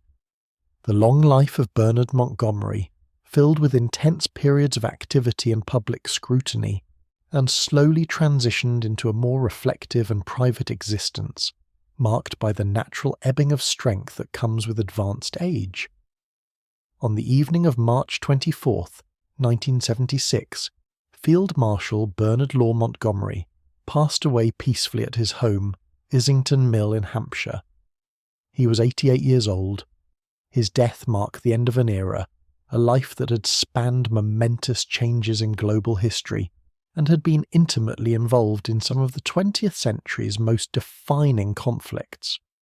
The news of his passing resonated across the United Kingdom and among military circles worldwide, eliciting a period of national reflection and mourning. The announcement of his death prompted a widespread outpouring of tributes and condolences. Political leaders, military figures, and ordinary citizens acknowledged his profound contributions to the Allied victory in the Second World War. Newspapers across the globe carried obituaries detailing his long and distinguished career, from the trenches of the First World War to the command of vast armies in the Second. While his personality had often been a subject of debate, there was a consensus regarding his strategic acumen and his unwavering dedication to his country. Preparations for his funeral reflected his stature as one of Britain's most significant military figures. A private service was held at his local parish church, Holy Cross, in Binstead, Hampshire, a quiet ceremony attended by close family and friends. Following this, a more public and ceremonial funeral took place at St George's Chapel, Windsor Castle, on April 1st, 1976. As this service was attended by members of the royal family, senior military officers, government officials and representatives from allied nations, all gathered to pay their final respects. The solemnity of the occasion underscored the nation's gratitude for his service. In accordance with his wishes, Field Marshal Montgomery was buried in the churchyard of Holy Cross Church in Binstead, a place he'd known well during his retirement. His grave is simple, reflecting a desire for understated finality, yet it quickly became a site of quiet pilgrimage for those who wished to remember him. Immediately following his death, historical assessments of his life and career began to solidify. While the controversies surrounding his personality and command style had been prominent during his lifetime, the immediate aftermath saw a greater emphasis on his strategic achievements. Historians and commentators highlighted his pivotal role in North Africa, his meticulous planning for D-Day, and his unwavering resolve in the face of formidable opposition. The initial narratives focused on his military genius, his ability to inspire troops, and his enduring contribution to the preservation of freedom. These early evaluations laid the groundwork for the more nuanced historical analyses that would follow in subsequent decades, but they firmly established his place in the pantheon of great British military commanders. Beyond the strategic genius and the public persona, Bernard Montgomery was a man of distinct and often contradictory personal characteristics. His life was marked by a deep-seated asceticism, a trait that manifested early in his military career and remained with him throughout. He abstained from alcohol and smoking, maintained a rigorous physical regimen even into old age, and often ate very sparingly. This disciplined approach extended to his personal life, where luxury and indulgence held little appeal. He believed that such self-denial was essential for maintaining the clarity of mind and physical endurance required for effective leadership, particularly in the demanding environment of war. Central to his character was an unwavering, almost absolute self-belief. Montgomery possessed an unshakable conviction in his own abilities and the correctness of his plans. This certainty was a double-edged sword. It instilled confidence in his troops and drove him to achieve extraordinary results, but it also made him resistant to criticism and often unwilling to entertain differing viewpoints. This self-assurance, while a source of strength, could easily be perceived as arrogance by those around him, particularly by peers and superiors who did not share his singular vision. His manner could, at times, be decidedly abrasive. Montgomery was known for his bluntness, his directness, and a lack of diplomatic finesse. He did not suffer fools gladly, and had little patience for what he considered inefficiency or incompetence. This forthrightness, while perhaps effective in cutting through bureaucracy and driving action, often alienated colleagues and created friction, particularly with American commanders during the latter stages of the war. He was not one to sugarcoat his opinions, and his assessments, whether of individuals or situations, were delivered without prevarication. The perception of arrogance surrounding Montgomery was pervasive. His public pronouncements, his distinctive uniform, and his often uncompromising stance in strategic debates contributed to this image. He cultivated a persona that projected authority and an almost messianic certainty in his own destiny as a military leader. While some saw this as a necessary display of confidence for a commander, others interpreted it as excessive pride and a lack of humility. This perceived arrogance, however, was often intertwined with a genuine desire for perfection and an absolute commitment to the welfare of his soldiers, whom he believed deserved the best possible leadership and planning. He was, in essence, a complex individual whose personal traits, both admirable and challenging, were inextricably linked to his performance as a commander. Bernard Montgomery's relationships with his subordinates and peers were as intricate as his strategic mind, often characterized by both profound loyalty and intense friction. His interactions with other commanders, both within the British military and among the Allied forces, became a notable aspect of his wartime leadership. Within the British hierarchy, Montgomery demanded absolute adherence to his plans and methods. Those who could adapt to his exacting standards and deliver results often earned his respect and trust. However, those who faltered or questioned his authority frequently found themselves sidelined or facing his sharp criticism. While he fostered a strong sense of camaraderie among his immediate staff, whom he personally selected and rigorously trained, his relationships with some British peers were more complex. While he respected commanders like Miles Dempsey, who led the British Second Army with quiet competence, there were instances of professional disagreement, though these were generally less public than his feuds with Allied counterparts. Dempsey, for his part, executed Montgomery's plans with precision, embodying the type of dependable subordinate Montgomery valued. It was with his Allied counterparts, particularly the Americans, that Montgomery's sometimes abrasive personality came most visibly into conflict. The most enduring of these feuds, and perhaps the most famous, was his often strained relationship with General George S. Patton.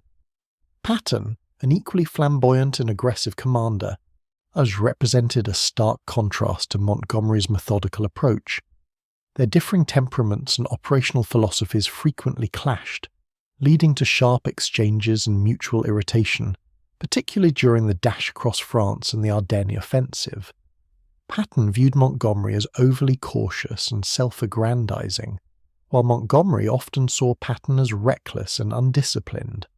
These personal antagonisms, while sometimes exaggerated by later accounts, were a genuine undercurrent in the Allied command structure. Similarly, his relationship with General Omar Bradley, the commander of the American 12th Army Group, was marked by periods of professional respect interspersed with significant disagreements. Bradley, known for his calm and unassuming demeanour, often found Montgomery's perceived arrogance and his tendency to claim credit for Allied successes difficult to tolerate. These tensions were particularly acute during the crucial months following D-Day, as the Allied armies advanced and supply lines became stretched, leading to strategic debates about the direction and pace of the offensive. Despite these challenges, Montgomery did cultivate effective working relationships with some Allied leaders, particularly General Dwight D. Eisenhower, the Supreme Allied Commander. While their strategic viewpoints often diverged, Eisenhower consistently recognized Montgomery's military brilliance and his ability to rally forces. Eisenhower, with his diplomatic skill, often served as a mediator, attempting to smooth over the ruffled feathers caused by Montgomery's uncompromising style. Montgomery, in turn, respected Eisenhower's ultimate authority, even if he did not always agree with his decisions.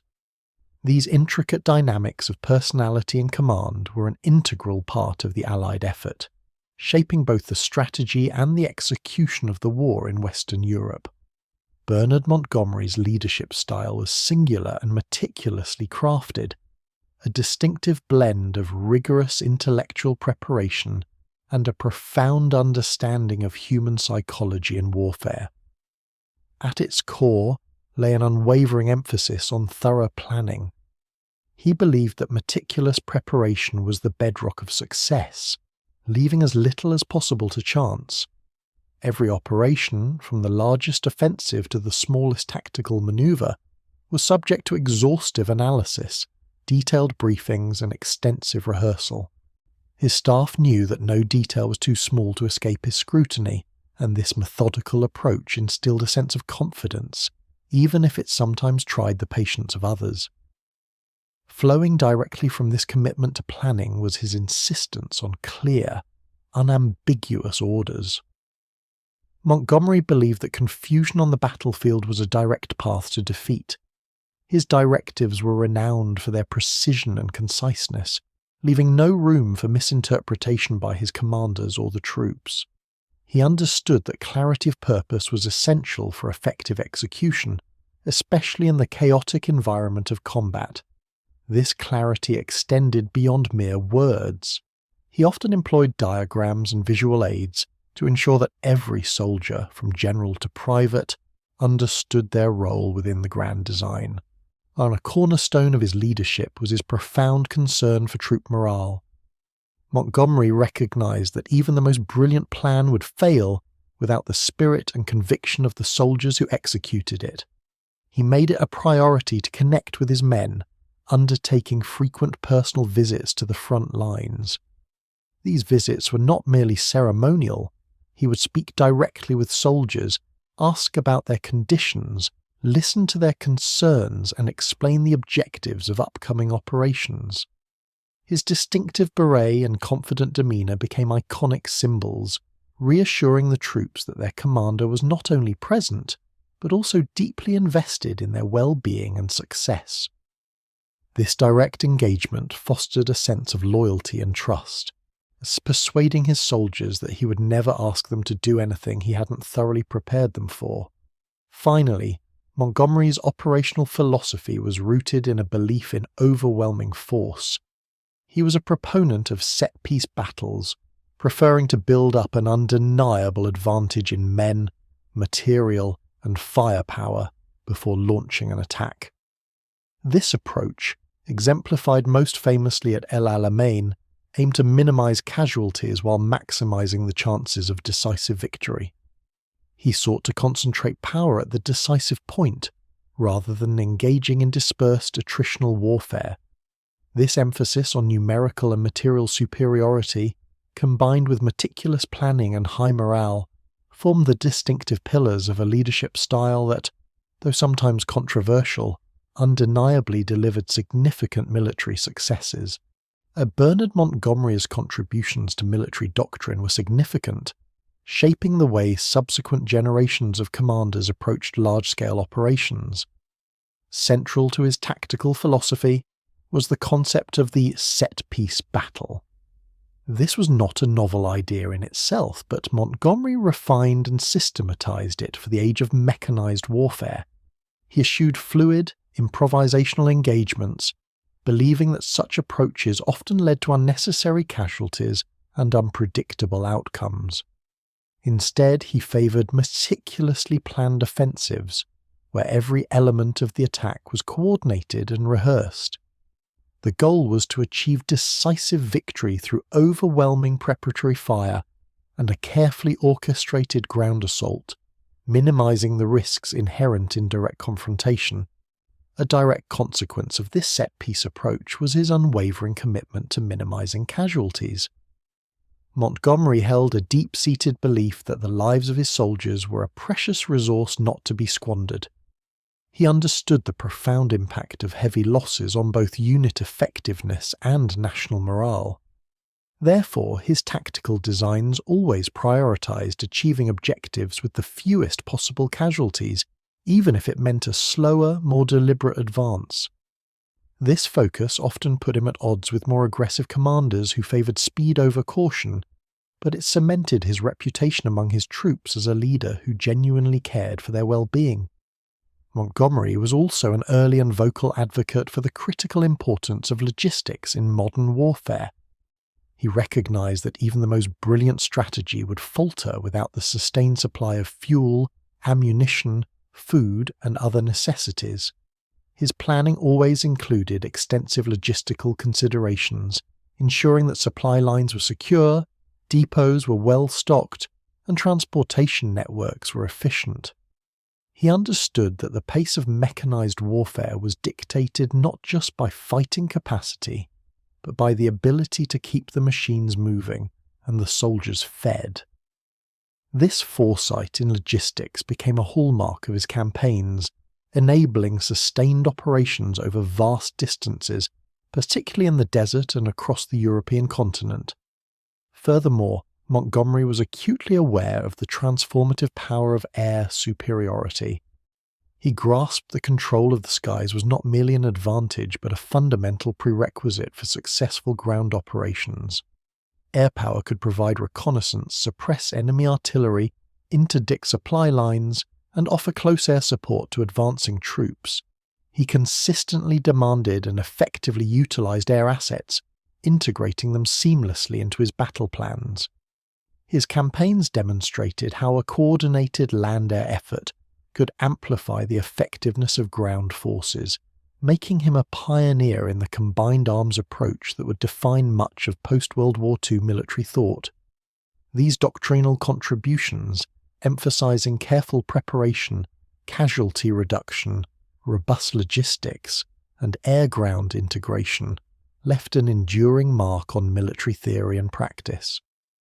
Despite his many successes, Bernard Montgomery's career was not without its share of significant controversies and criticisms, which continue to be debated by historians. One of the most prominent of these was Operation Market Garden, launched in September 1944. This ambitious plan aimed to seize a series of bridges in the Netherlands, including the vital crossing at Arnhem, to allow Allied forces to bypass the Siegfried Line and make a rapid advance into Germany. Montgomery was the architect and primary advocate for this operation. Its ultimate failure, with heavy losses, particularly among the British 1st Airborne Division at Arnhem, remains a contentious point. Critics often point to the inherent risks of the plan, the underestimation of German resistance, and Montgomery's alleged overconfidence as contributing factors to its undoing. Proponents, however, may argue that the operation was strategically sound, albeit bold, and that its failure was due to a combination of intelligence shortcomings, bad luck, and the unexpected strength of German forces. Another significant point of contention arose after the Battle of the Bulge in December 1944. Following the German counter-offensive, Montgomery was given temporary command of the northern shoulder of the salient, including American forces that had been cut off. After the battle was contained and the German offensive repelled, Montgomery held a press conference. During this conference, he appeared to take undue credit for the Allied response, suggesting that he had restored the situation and implying that American forces had been in disarray before his intervention. This public statement deeply offended American commanders, particularly General Bradley and General Patton, and further strained the already delicate relationship between the British and American high commands. It was perceived as tactless and self-aggrandizing, fueling accusations of arrogance that had long shadowed Montgomery. Beyond specific incidents, a recurring criticism levelled against Montgomery throughout his career was an alleged slowness or excessive caution in his military operations. His preference for meticulously planned set-piece battles, while effective in minimizing casualties, was sometimes interpreted by his peers as a lack of aggressive initiative. Commanders like Patton, who favored rapid, fluid advances, often expressed frustration with what they perceived as Montgomery's deliberate pace. Critics contended that his cautious approach sometimes allowed the enemy to regroup or consolidate their defences, prolonging campaigns. Conversely, supporters maintained that his methodical style prevented costly errors and ensured decisive victories, arguing that haste often led to unnecessary losses and strategic setbacks. These debates over pace and risk management reflect fundamental differences in military philosophy that marked much of the Allied command dynamic during World War II, ensuring that Montgomery's methods would remain a subject of historical scrutiny. Bernard Montgomery's place in military history is ultimately defined by an enduring legacy as a commander who consistently achieved victory. Despite the various controversies that punctuated his career, his fundamental contributions to Allied success in the Second World War are undeniable. He cultivated a reputation as a meticulous planner, a characteristic that became a hallmark of his command style. Every operation, from the largest offensive to the smallest tactical maneuver, was preceded by exhaustive preparation, detailed intelligence gathering, and a clear articulation of objectives. This rigorous approach minimized uncertainty and instilled confidence in his troops, who knew precisely what was expected of them. His emphasis on thoroughness, while sometimes perceived as overly cautious, was a deliberate strategy to reduce casualties and ensure the highest probability of success. Furthermore, Montgomery was widely recognized as a master of logistics. He understood that even the most brilliant battle plan would falter without adequate supplies, transportation, and support infrastructure. His insistence on robust logistical backing for every advance was unwavering. This foresight ensured that his forces rarely outran their supply lines, a common pitfall in rapid warfare. From the North African desert to the battlefields of northwest Europe, his armies were consistently well-equipped, well-fed, and well-supplied, allowing them to sustain offensive operations and consolidate gains effectively.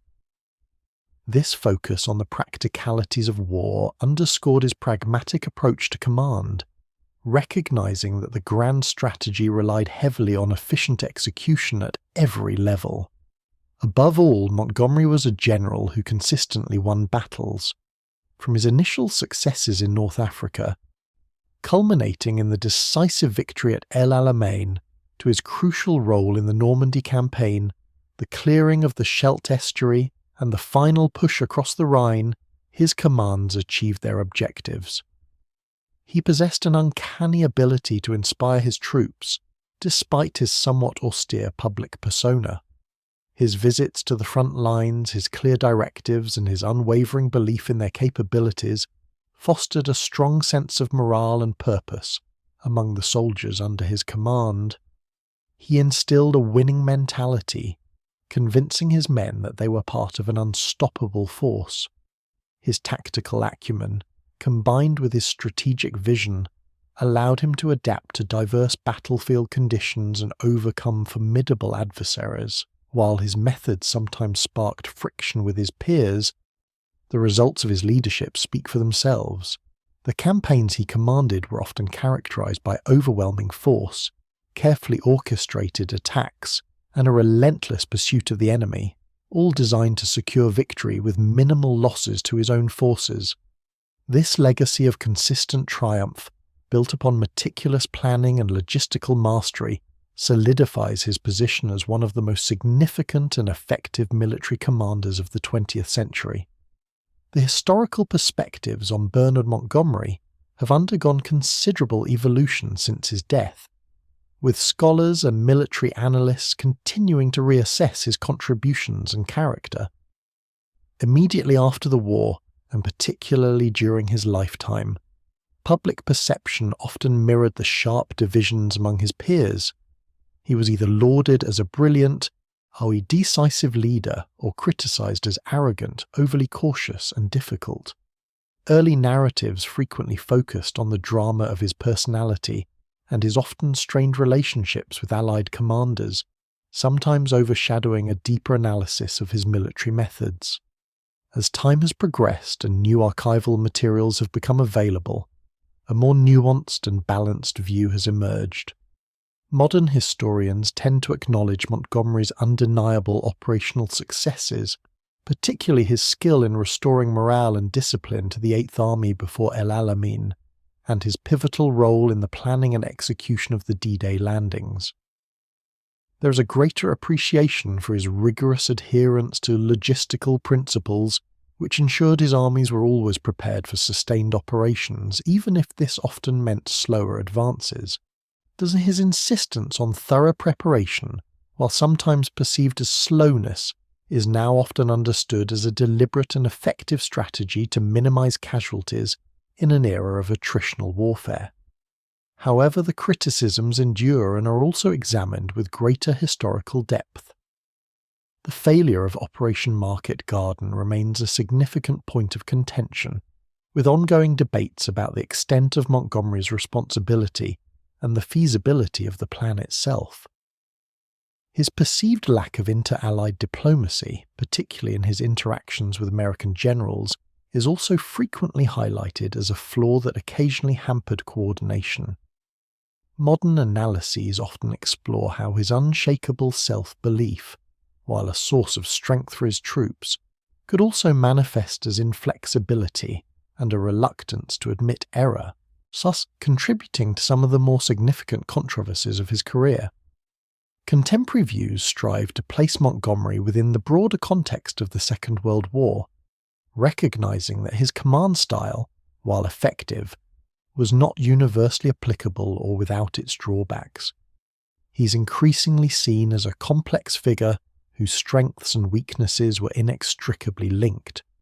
He was a commander whose methodical approach brought stability and victory to the Allied cause at critical junctures, yet whose personal conduct often created unnecessary friction.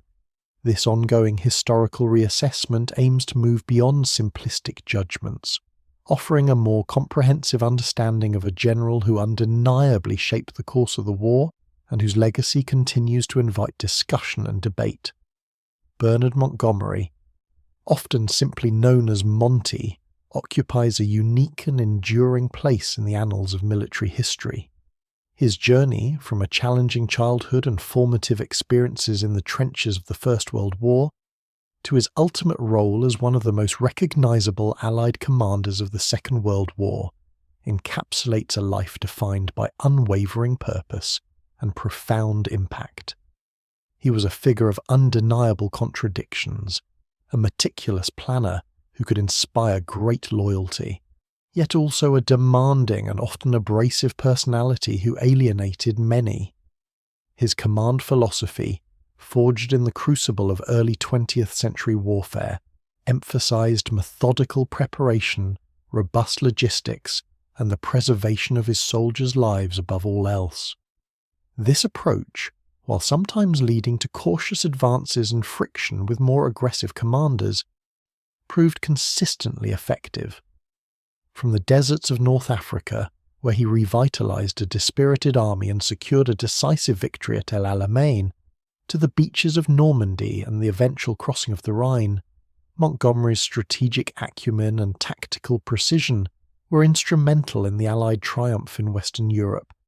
He possessed an almost unshakable self-belief, a quality that both served him well in the face of immense pressure and contributed to his sometimes difficult reputation. Beyond the battlefields, Montgomery's influence extended into the post-war era as he played a significant role in the reconstruction of Germany and the nascent stages of NATO. His dedication to military professionalism and his insights into the requirements of modern warfare continued to shape defense thinking long after the guns of conflict had fallen silent. Even in retirement, through his autobiography and public pronouncements, he remained a figure of interest and occasional controversy, perpetually engaged with the legacy he had forged. The enduring figure of Monty is thus not merely that of a victorious general, but a complex individual whose strengths and weaknesses were deeply intertwined. He left an indelible mark on the 20th century, not only through his decisive military contributions, but also through the sheer force of his personality and the rigorous application of his military doctrines. His story serves as a testament to the intricate interplay of leadership, strategy, and human character in times of great global upheaval. As the quiet echoes of history settle, Bernard Montgomery remains a subject of study, a symbol of British resolve, and a permanent fixture in the grand tapestry of the Second World War.